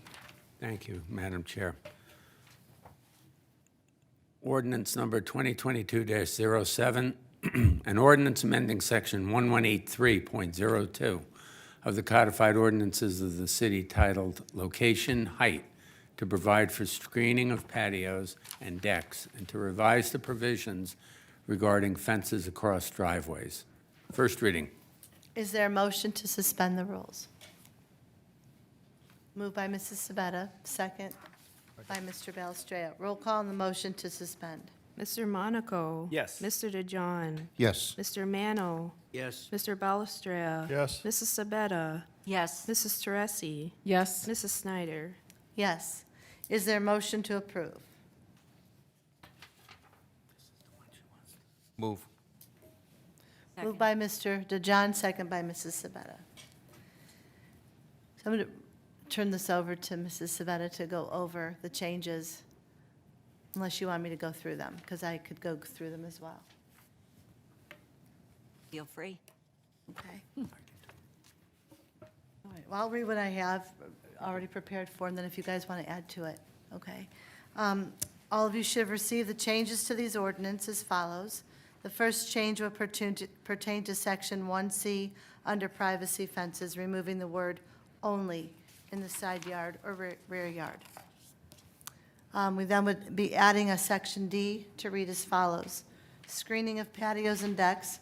A private patio or deck in U1 or U2 district may be screened on one side only with a vinyl or board-on-board fence erected along the edge, not more than 6 feet high. The side of the patio or deck facing the rear yard may not be screened. The other change was adding a Section G, fences across driveways. If the location of a fence in a side yard across a driveway would result in the side door or its stairs or steps, or a basement window being outside of a fenced area, the property owner would be allowed to locate the fence not more than 3 feet in front of the side door or stairs or steps or basement window. Was there anything else you wanted to add to that or from the meeting? Not me, thank you. I just Mr. a Belstrea? clarification, I guess, if the steps coming off the side door are coming towards the front of the property, does the property owner still have 3 feet, I would imagine, in front of those steps? Yes. And everybody has that understanding. Is that possible that it could be in front of the house? No. I No, would it's think so, side- but Side door, the side door. side door.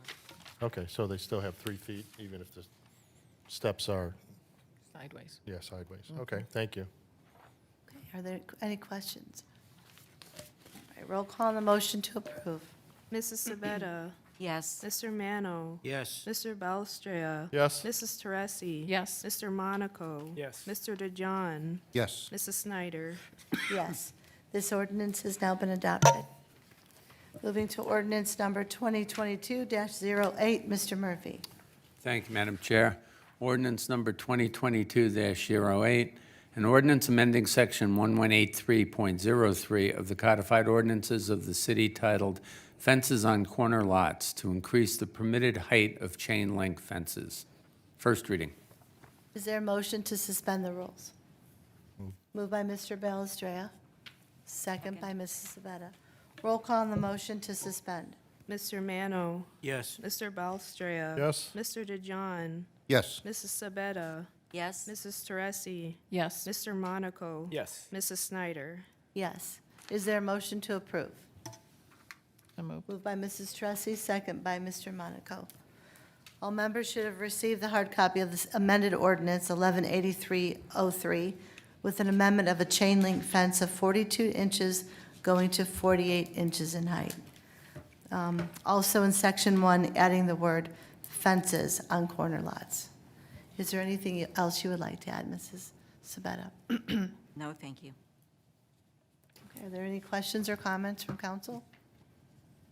Roll call on the motion to approve. Mr. DeJohn? Yes. Mr. Monaco? Yes. Mrs. Teresi? Yes. Mr. Balestria? Yes. Mr. Mano? Yes. Mrs. Sabetta? Yes. Mrs. Snyder? Yes.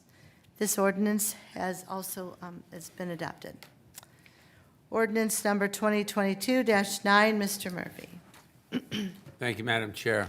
Ordinance number 2022-09, an ordinance authorizing change order number 1 with CA Agresta Construction Company for the Ashcroft Neighborhood Pavement Improvements Project, authorizing the closeout of said contract and declaring an emergency. Is First there a reading. motion to suspend the rules? Move. Moved by Mr. Balestria, Second. second by Mrs. Sabetta. Roll call on the motion to suspend. Mrs. Teresi? No. Mrs. Sabetta? Yes. Mr. Monaco? No. Mr. Mano? No. Mr. DeJohn? No.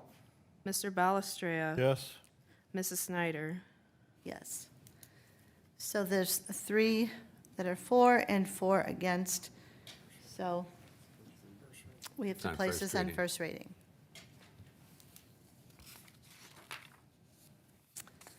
Ordinance number 2022-10, Mr. Murphy. Thank you, Madam Chair. Ordinance number 2022-10, an ordinance authorizing change order number 1 with DeJoya Suburban Excavating LLC for the 2021 Sidewalk Improvement Program and declaring an emergency. First reading. Is there a motion to suspend the rules? Move. Moved by Mr. Balestria, Second. second by Mrs. Sabetta. Roll call on the motion to suspend. Mr. Balestria? Yes. Mrs. Teresi? No. Mrs. Sabetta? Yes. Mr. DeJohn? No. Mr. Monaco? No. Mr. Mano? No. Mrs. Snyder? Yes. This ordinance has been placed on first reading. Madam President. Mr. But DeJohn? just wanted to bring a point out here. I asked Mrs. Fagan about this and the other appropriation, and she said towards the end of the 2021 sidewalk program, additional blocks were identified that needed to be replaced. And she said that the city engineer, I believe, said it wasn't feasible to have the contractor leave the project and then remobilize. So they went ahead and replaced those at a cost of $49,468. That's not just a couple dollars, that's a lot of money. How many sidewalks blocks was that? I mean. Mr. Gerson, can you please come up to the podium and go over this? If I could try to explain at least a couple of them. We'll deal with 2022-10. The contract, we went out and walked sidewalk blocks. The contractor started on many of the streets. The quantities were going well on the last couple streets. The contractor found blocks that were not suitable to remain. Primarily those were on Sunset. I believe it was on Elmwood. At the time, the contractor was there. We said we were going to finish that street, so we did that. The contract, we were telling that we were trying to spend about $200,000 on the sidewalk program. In the future, you know, I'll try to overestimate to try to account for some of these changes, but I don't want to, you know, make the quantities such that they're so much that we're only getting 2 streets done because I can't add to it. So that's kind of the explanation on that one. I can try to deal with the other one next. I know I don't like change orders either. I know you guys don't. Sometimes change orders are for under contract.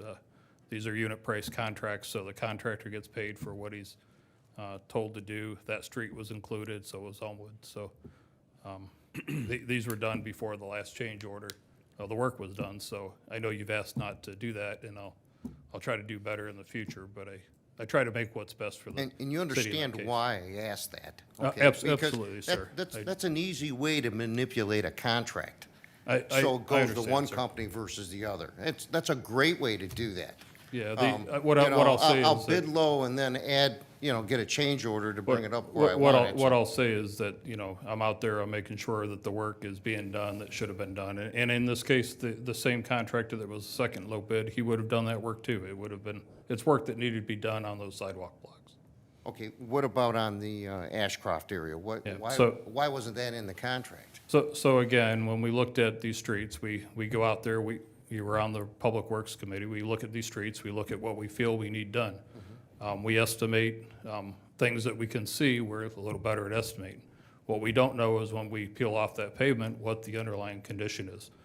Chip seal is something that we've been using in the past. In this case, if I would have put it in the contract, we would have had it. In this case, I didn't think it needed based on the condition of the street when we went out there. The asphalt was in relatively good shape, but when we peeled it off, there was a lot of areas that needed it.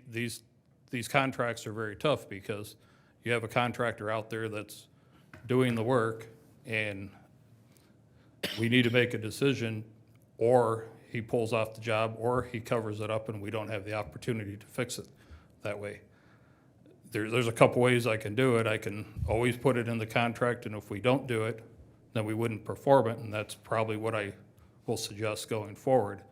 But on the same token, I don't like change orders either, but on the same token, if I got a contractor out there, I would hope that there's gotta be a limit that I can advise the contractor, hey, I gotta do another 20 lineal feet of curbing, and I know it's different numbers, but I wouldn't want him stopping and then having to come back to you for 10. So if I could work on that process with the Public Works Department, that might I'm a help. reasonable man. Yes, sir, I do believe so, yes. Madam Chairman. Mrs. Tressi. Mr. Gerson, forgot what I was going to ask you about this. Oh, why, so we did, Ashcroft, we did that development last summer. Yes. It seemed to go along very smoothly, got done very quickly. It's now the end of March. Why are we getting a change order in March when that project was done in August? Good question. So as the contractor starts, he does his first pay application, and we would do the first pay application. These are closing out of the documents.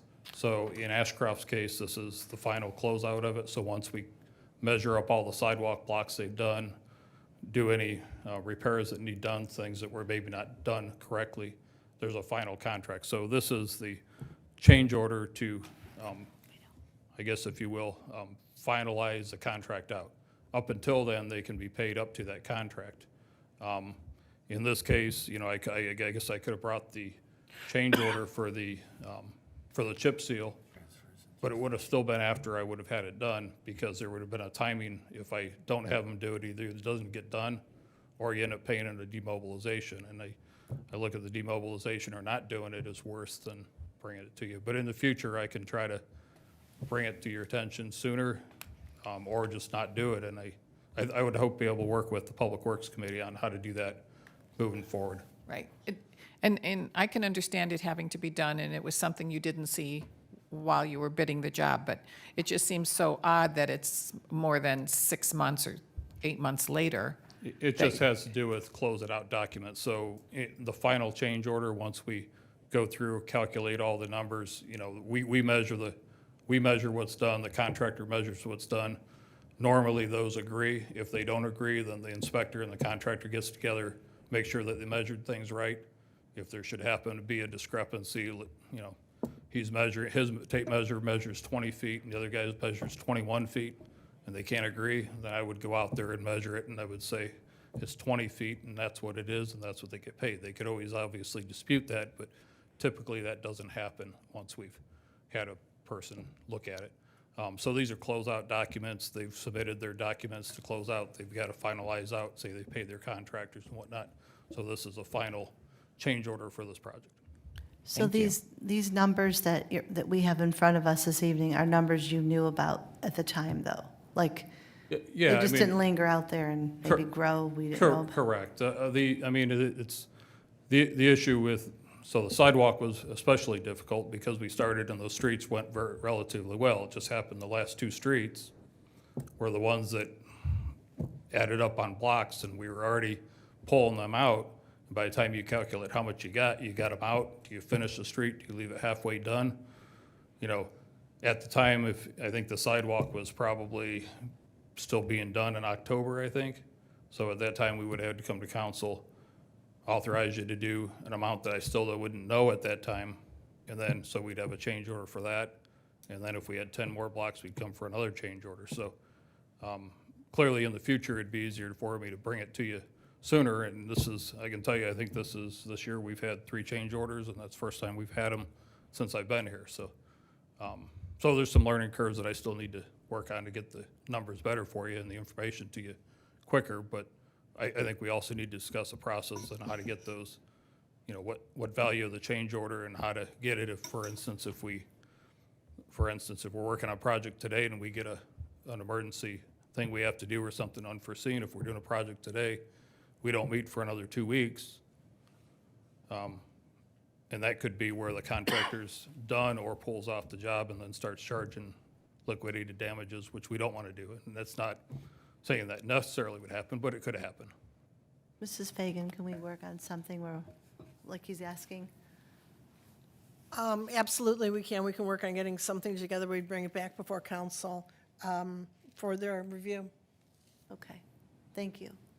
Yeah, and just to finalize up, I think we'll have 2 more change orders, but those are for negative amounts, so monies we didn't spend, so that'll help, not on these Negative projects, fine. but We'll other ones. approve- we'll So you approve give me a those. big smile when you say negative. Well, I figured I'd bring these worse ones too, and then next week or next week I can bring the other ones, and those are closed out for you, so, All right, thank you, Mr. Gerson. thank you. All right, where was I? All right, roll call on the motion. Oh, no, I'm sorry. Okay, Next one. we're going to go to ordinance number 2022-11. Mr. Murphy. Thank you, Madam Chair. Ordinance number 2022-11, an ordinance amending the original appropriation ordinance number 2021-36 for the current expenses and other expenditures of the City of Mayfield Heights, State of Ohio, for the fiscal year ending December 31, 2022. Specifically, the transfer and supplemental appropriations of funds in various accounts and declaring an emergency. First reading. Thank you. Is there a motion to suspend the rules? Moved. Moved by Mrs. Sabetta, second by Mr. Balestrea. Roll call on the motion to suspend. Mr. Monaco. Yes. Mr. DeJohn. Yes. Mr. Mano. Yes. Mr. Balestrea. Yes. Mrs. Sabetta. Yes. Mrs. Teresi. Yes. Mrs. Snyder. Yes. Is there a motion to approve? Moved by Mr. Mano, second by Mrs. Sabetta. Mrs. Fagan sent everyone an email explaining the transferring of funds to the various accounts and the reasons why the money needed to be added to these specific areas this year. I believe that there were some additional questions from council, and Mrs. Fagan answered most of them via email. Are there any questions this evening? Mr. Balestrea. I'd just like to thank Mrs. Fagan because we never were used to getting, a concise one-sheet ledger with where those appropriations go, and it makes it very easy to understand, so I thank you for that. Nice to So, see it like that. thank you. It really is. Are there any further comment? Mrs. Tressi? Thank you, Madam Chairman. Mrs. Fagan, did the item G for the additional insurance, was it like from part-time to full-time, or it was full-time and it just went to family? Correct. It was full-time single to full-time family. And what did we spend on the sidewalk program, not counting the change order? I will get you that amount first thing in the morning. I don't want to give you a number off the top of my head right now.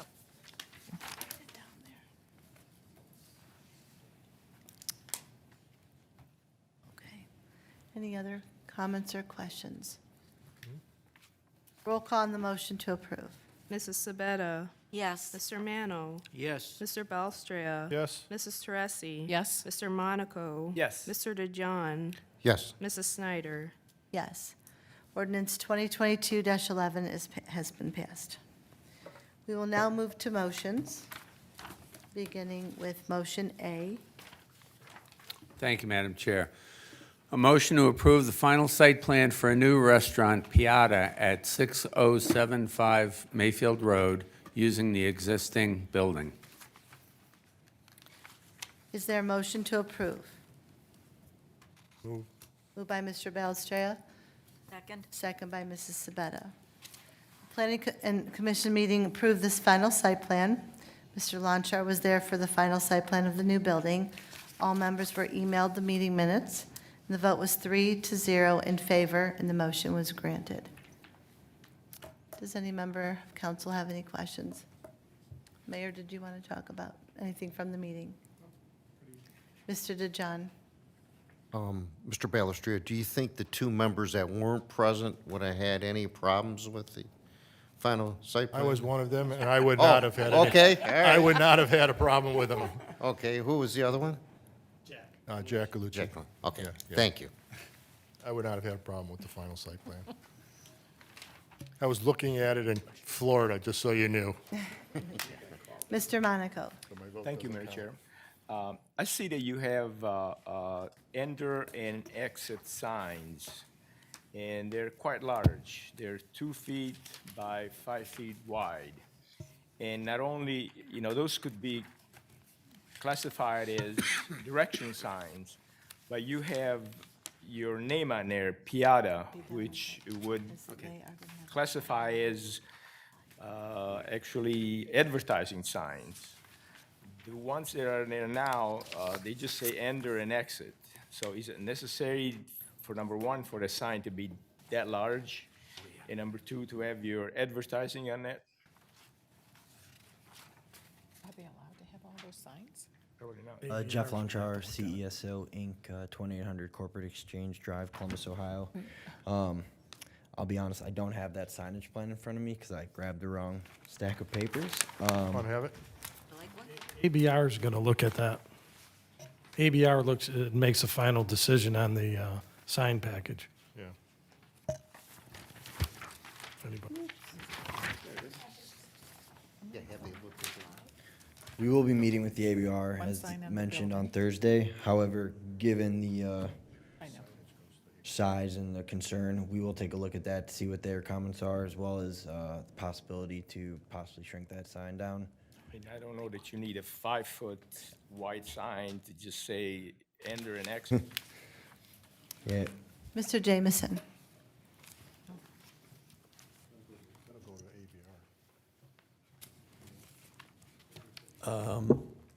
Directional signs are approved by planning commission. There's no size restrictions.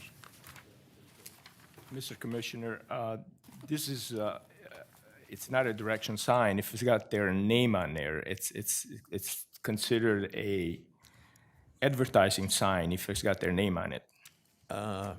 It hasn't been looked that way since we did the Mayfield Road Corridor Design Manual. The rule is planning commission approves it. It doesn't say it can't have advertising on it. Say that. I was Mr. aware Trustee. that goes to, I'm sorry. No, go ahead. I was Mr. aware that went to Belstria? ABR, like the mayor said. No, Tom? It- For the final? I mean, we approved the final. ABR really doesn't look at ground signs. So, The mayor and I approve it. But they do look at it. So, but once again, the planning commission approves directional signs. And larger signs have been already approved. Take a look at Dunkin' Donuts. Go up and down Mayfield or Sam, and you'll see larger directional signs. That's been the trend since the Mayfield Road Corridor Design Manual's been in place. Mrs. Tressi? but this is a sign with a name on it. Okay. Piata Enter.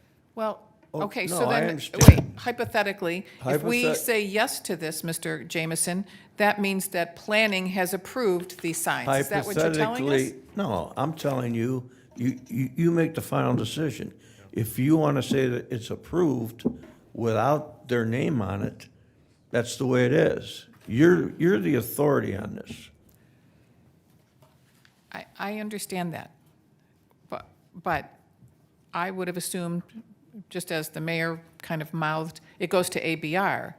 But you're saying that it was approved by planning, so. Yes. If we vote on this the way it is, this whole package, that's saying that we approve Well, that's with that why, sign. that's why I'm saying, you can approve it without the name on it, and I'm sure they'll go along with it. Thank you. Madam- Mr. DeJohn?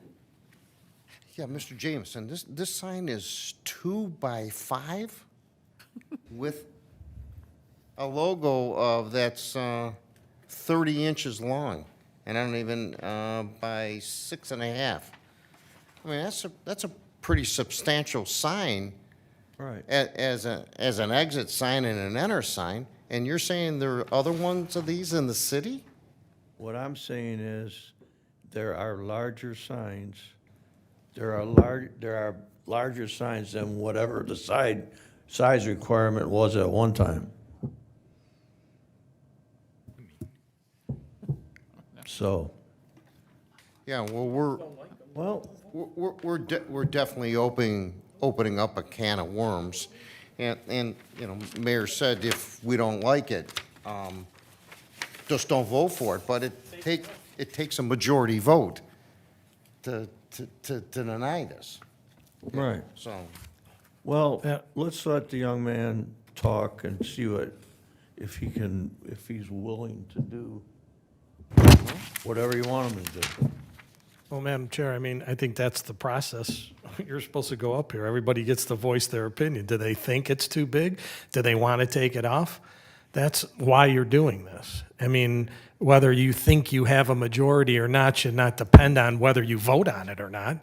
State your opinion. Vote the way you want. Mrs. Tressi? Mayor, I agree with you. I agree with you. We can vote any way we want, but most of us would have assumed that this went to ABR, just, that this would go for signage to ABR, just as you said. So if we're voting on it, we're voting I mean, we can take it out. Now you're saying we can take it out. Otherwise, we're voting on the entire package. I'm not saying you can take it out. I'm saying that anybody here could make a motion to, I approve it contingent upon removing Piata from it. That's all. Okay, yeah, that part I understand. Okay. so Otherwise, it has to go to ABR for that approval. For what approval? Unless you approve it right now. Correct. Got it. Thank you. Excuse me, Mr. can we not approve contingent upon ABR? No. Nobody will do that. Okay, Mr. let's hear Launcher, from did you want to speak about this? Yeah, sure. So the signage you see there is the 60 inches wide. I believe that I can't believe that if these signs existing there, they're in bad condition, are more than probably 2 feet wide. So that is what is standard, and I know there is Piata on there. We would be willing to reduce the width of that sign if we could obtain approval and support from Could you council. speak a little louder, please? Can you turn the microphone on? It's on. Just speaking into the side of it. Said if council would be willing to obtain support and grant support to us for this project and the proposed signage that we have as shown within the packet, there would be opportunity to reduce the width of it from 5 feet down to, I guess we can discuss that if it's something that you guys are strongly about. Being where it's located, it will be in a green space, but there's a sidewalk. There is sidewalk right up against that right-of-way line. So in theory, we still wouldn't want that to be up against it or even into the sidewalk to where someone would walk into it or have to dodge it. So from that perspective, you know, we could probably reduce that enter and exit sign by at least a foot, probably down maybe even 1.5 feet, but I think we'd be willing to reduce it if we could obtain staff support. But also, I don't have the plans directly in front of me, and I'm not the signage guy. So I guess I'd be up for discussing it and kind of what would be suitable for you guys as well. Thank you. Mr. Monaco? Thank you. Would you be willing to install the new signs, the same size as the existing?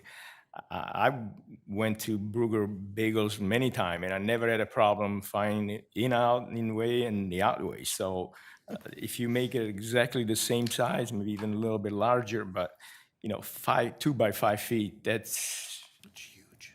That's huge. May I be recognized? Sure, Doug please. Drucker, Director of Construction with Piata Group, Columbus, Ohio, King Avenue. Oop, Your name. I'm sorry, Doug Drucker, Director of Construction, Piata Group, Columbus, Ohio, 1440 King Avenue. I believe the design, and I'm looking at it here now, right after this, I'm going to go over and measure because the existing are there. So the planar area, I believe the intent was to keep that same square foot square Monument. footage. So below the sign, where it kind of looks like it's just the support part, instead of being a pole, it's basically a box with the logo on it.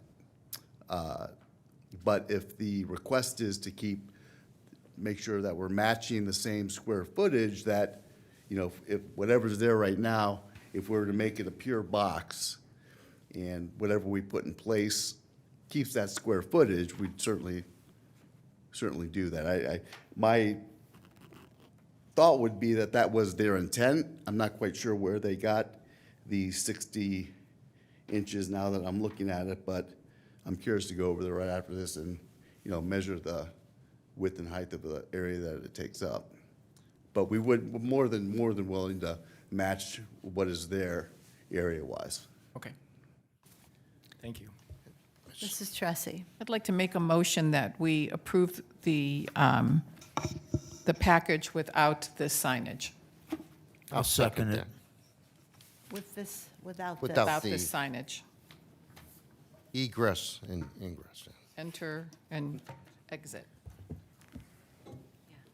Seconded? I second it. You, There was, Can we Yeah. request that it be added. it be, I'm sorry? You would like to add it if you need to add it in the future? Is that what you were going to say? I was going to After- say, can we be held to the standard that we will match what's currently on site? Let's do that. I don't think that's unreasonable by Well, any means. And I think, Well, it we would- can probably word it I think that it would way. be a little egregious to Madam President. deny us based on You that. do understand. John. It's not 2 by 5, nor does it have, And I'm accepting, and we're accepting of that. We are willing to put in the approval in the motion to approve this. The final site plan is approved with the contingency or the condition that the enter and exit signage, circulation signage does not exceed what is currently there now. I think that's reasonable, in my opinion. yeah, that's fine with me, as long as it doesn't exceed. But do you know what the size is there in the drawing? Because you show a picture of it here. There was, Yeah, it's- motion in a second. we didn't have a second, though. Bob, did John Oh, Bob. second it? Do you rescind your second to her motion? What was the motion? You seconded her motion Yeah, to correct. approve it without the signs. But now, then, he's asking, well, would you rescind your second to her motion? And we have to create a new motion then. Well, I guess I have a question for council. Are you convinced that that's the right sign that's out there now? The exit sign, enter sign. Yeah. That's what we're talking about. Monaco did. Okay, all right. Wait. Mrs. Sabetta. Do you feel you need to talk to your sign gentleman before you state That's a, what's the size the that's vendor. there? that generates this. I'm sorry. Okay. Before we reduce the size? No, before this sign is removed. Do what they want. We and can go- Then you're stating what's out there, which you're just looking at a picture. What we could do is just vote on what's in front of us and taking out the signage. And then when you get the sizes, the measurement, and what you want, then you can come back to council. Yeah. Does that, I guess, are you denying the entire collective sign package? They want to take the they want to We take the would- signage out. If council wants to approve it without that particular sign in it, we could approve it if that's how they want this evening. Then you would come back to us, once you have all this figured out, to add that to in the future, in the near future. Okay, but I'm sorry, I guess is the balance of the sign package acceptable? It's just the directional entry and exit? I think what I'm hearing from everybody is it's the size of, this, Of just the that entry. Of that entry and exit? Has this gone to ABR? They're gonna just look at it at their meeting I guess let's see, Thursday, understand what it is. give their opinion, Has it been to ABR? but no vote. They're not gonna vote on it. Okay. Go ask him. They're willing to adhere to what's currently there at Bruger Bagels, as far as the sign is. It's probably a 2x3. Right, but I'm Mrs. assuming. Sabat is asking, do they feel comfortable making that decision without going back to their sign professional? Mrs. Tressi? So I just wonder what happens when you make a motion to amend something and you get a second, then Mr. DeJohn didn't realize he made a second, but Mr. Manos said, "I'll second." So that's really a motion and a third. I just wonder, where does all that go? I mean, do we just drop it? You No. could vote on it, or you could rescind your motion and their second. And or third. second, Or third. And third. Okay, just thought I'd What ask. would you like to do? It's pretty, I mean, you made the motion. I made the motion, Mr. Mayor? Just to, I'm sorry, Madam Chair, just to clarify, I wanted to clarify with Tom.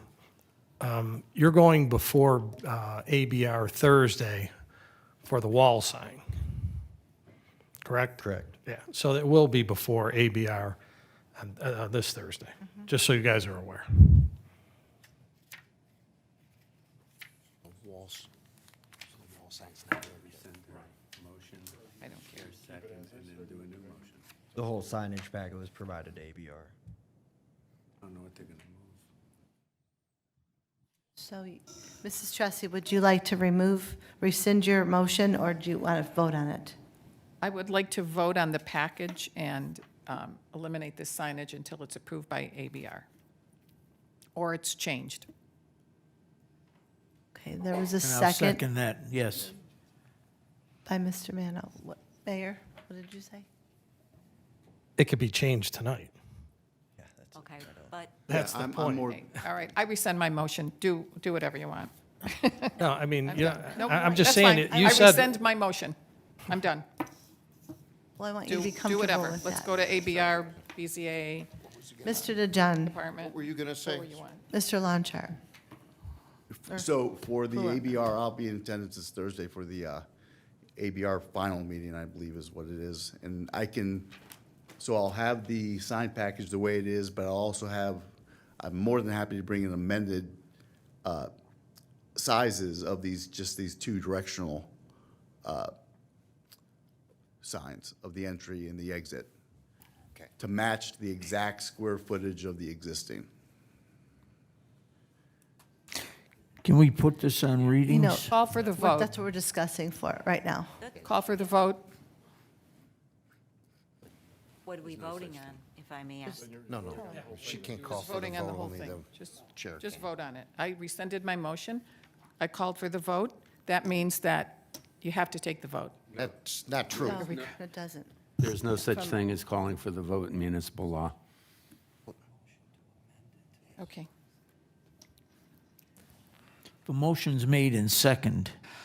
She rescinded. You have to vote Rescinded on it. it. She rescinded. Did it, Don? It's not, let's just vote on it. Let's vote on the whole package as it stands. Madam President, I'd like to Mr. DeJohn. I'd like to make a motion to approve this and make sure that the enter and exit sign are no larger than the signs that are there now.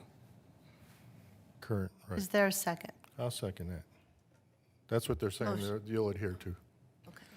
The applicant's saying yes. so- But understand, if they're not, I'm going to do everything in my power to make you take them down. Oh, I understand. And- Okay. And I can bring proof of our amended design this Thursday if I. Bring them to the ABR. Okay. Okay. All right.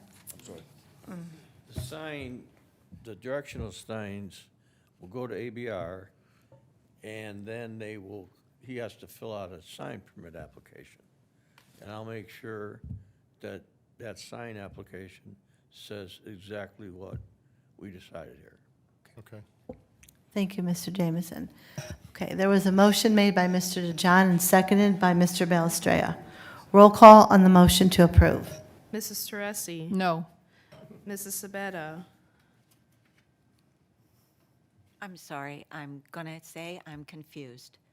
Voting on an amended motion. We're, On Mr. DeJohn's motion. yeah, Yes. Mr. Monaco. Let me be clear. This is It's- just gonna be a directional sign, it's just gonna say enter or exit. There is no advertising, no name of your company in there.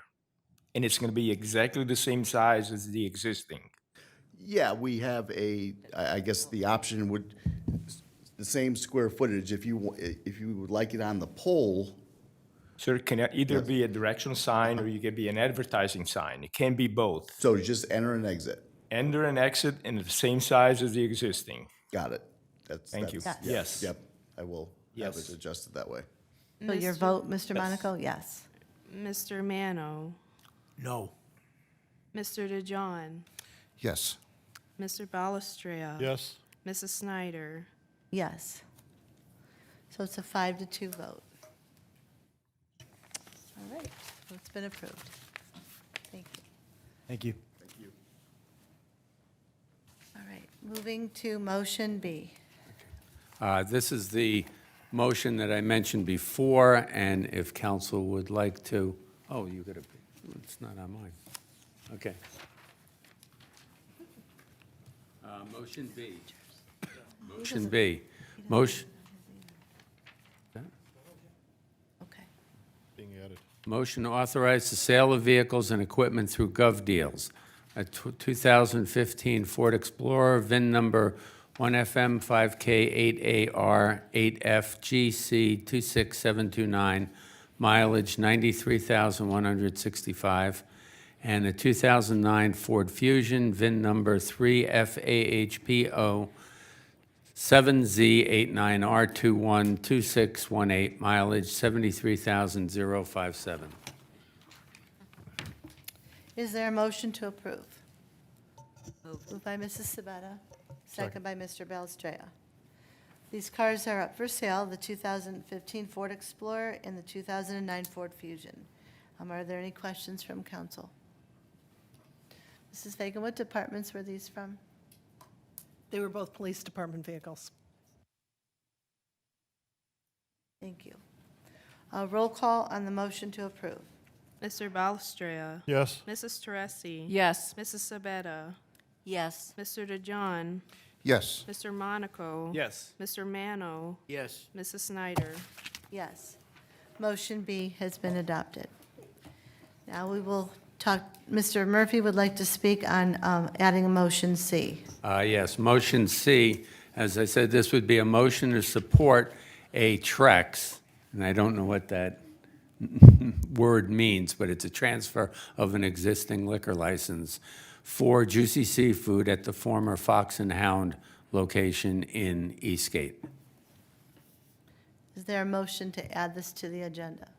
Move. Moved by Mr. DeJohn, second by Mr. Monaco. Roll call on the motion to add motion C to the agenda. Mr. Monaco. Yes. Mr. DeJohn. Yes. Mr. Mano. Yes. Mr. Balestrea. Yes? Mrs. Sabetta. Yes. Mrs. Teresi. Yes. Mrs. Snyder. Yes. Motion C has been read. Is there a motion to approve? Move. Moved by Mr. DeJohn, Second. second by Mr. Balestrea. So this would be adding a Trex to It's a motion to support support the a Trex. Trex for that location. Okay. Are there any questions or comments from council before the vote? Mr. Mano? Can you have two licenses at the same location? If Fox and Hound kept theirs, now these guys are gonna get another license, so you have two licenses to the same location. But the licenses, though, aren't based on the location. They're owned by whoever owns it, whether it's the owner of the property, the tenant at the property, a subtenant at the property. It's owned by the individual, not the property itself. So Fox and Hound, whatever happened to their liquor license, and I will ask them what happened to the liquor license, to find out where that went to. But my indication is that all of the liquor licenses for the city of Mayfield Heights have been utilized, and so they have to get one and import it from another city. And this was done for Aldi's, and I think it was done for the Bob Big Boy that is now closed on Psalm Center Road. I think council, voted to support that. Doesn't mean it'll be done. It just means that the receiving city supports the import of that liquor license. Mr. Jameson is waving his hand at me. Just wanted to clarify, Chuck's is an economic development transfer. So it's based on economics. Correct. Thank you. Mr. Balestria. Maybe a question for the mayor or whoever can answer. I thought Juicy Seafood walked away from being in Eastgate, and now they're back? Did they? There was, if I could, Mayor, go ahead. they did have ran into a stumbling block with the management, but then whatever it was, they reconciled it. Okay. Okay. All right, roll call on the motion to approve. Mrs. Sabetta, Yes. Mr. Mano, No. Mr. Balestria. Yes? Mrs. Teresi, No. Mr. Monaco, Nope. Mr. DeJohn, Yes. Mrs. Snyder. Yes. This motion has been approved. Okay, at this time, I need a motion to move into executive session for the purpose, I have the purpose here, for pending litigation and purchase of real property. No, no. Economic Potential development. economic development. Vote. Moved by Mr. Belstrao. Second by Mr. Monaco. Roll call to move into executive session. Mr. Mano, Yes. Mr. Balestria, Yes? Mr. DeJohn. Yes. Mrs. Sabetta, Yes. Mrs. Teresi. Yes. Mr. Monaco. Yes. Mrs. Snyder. Yes.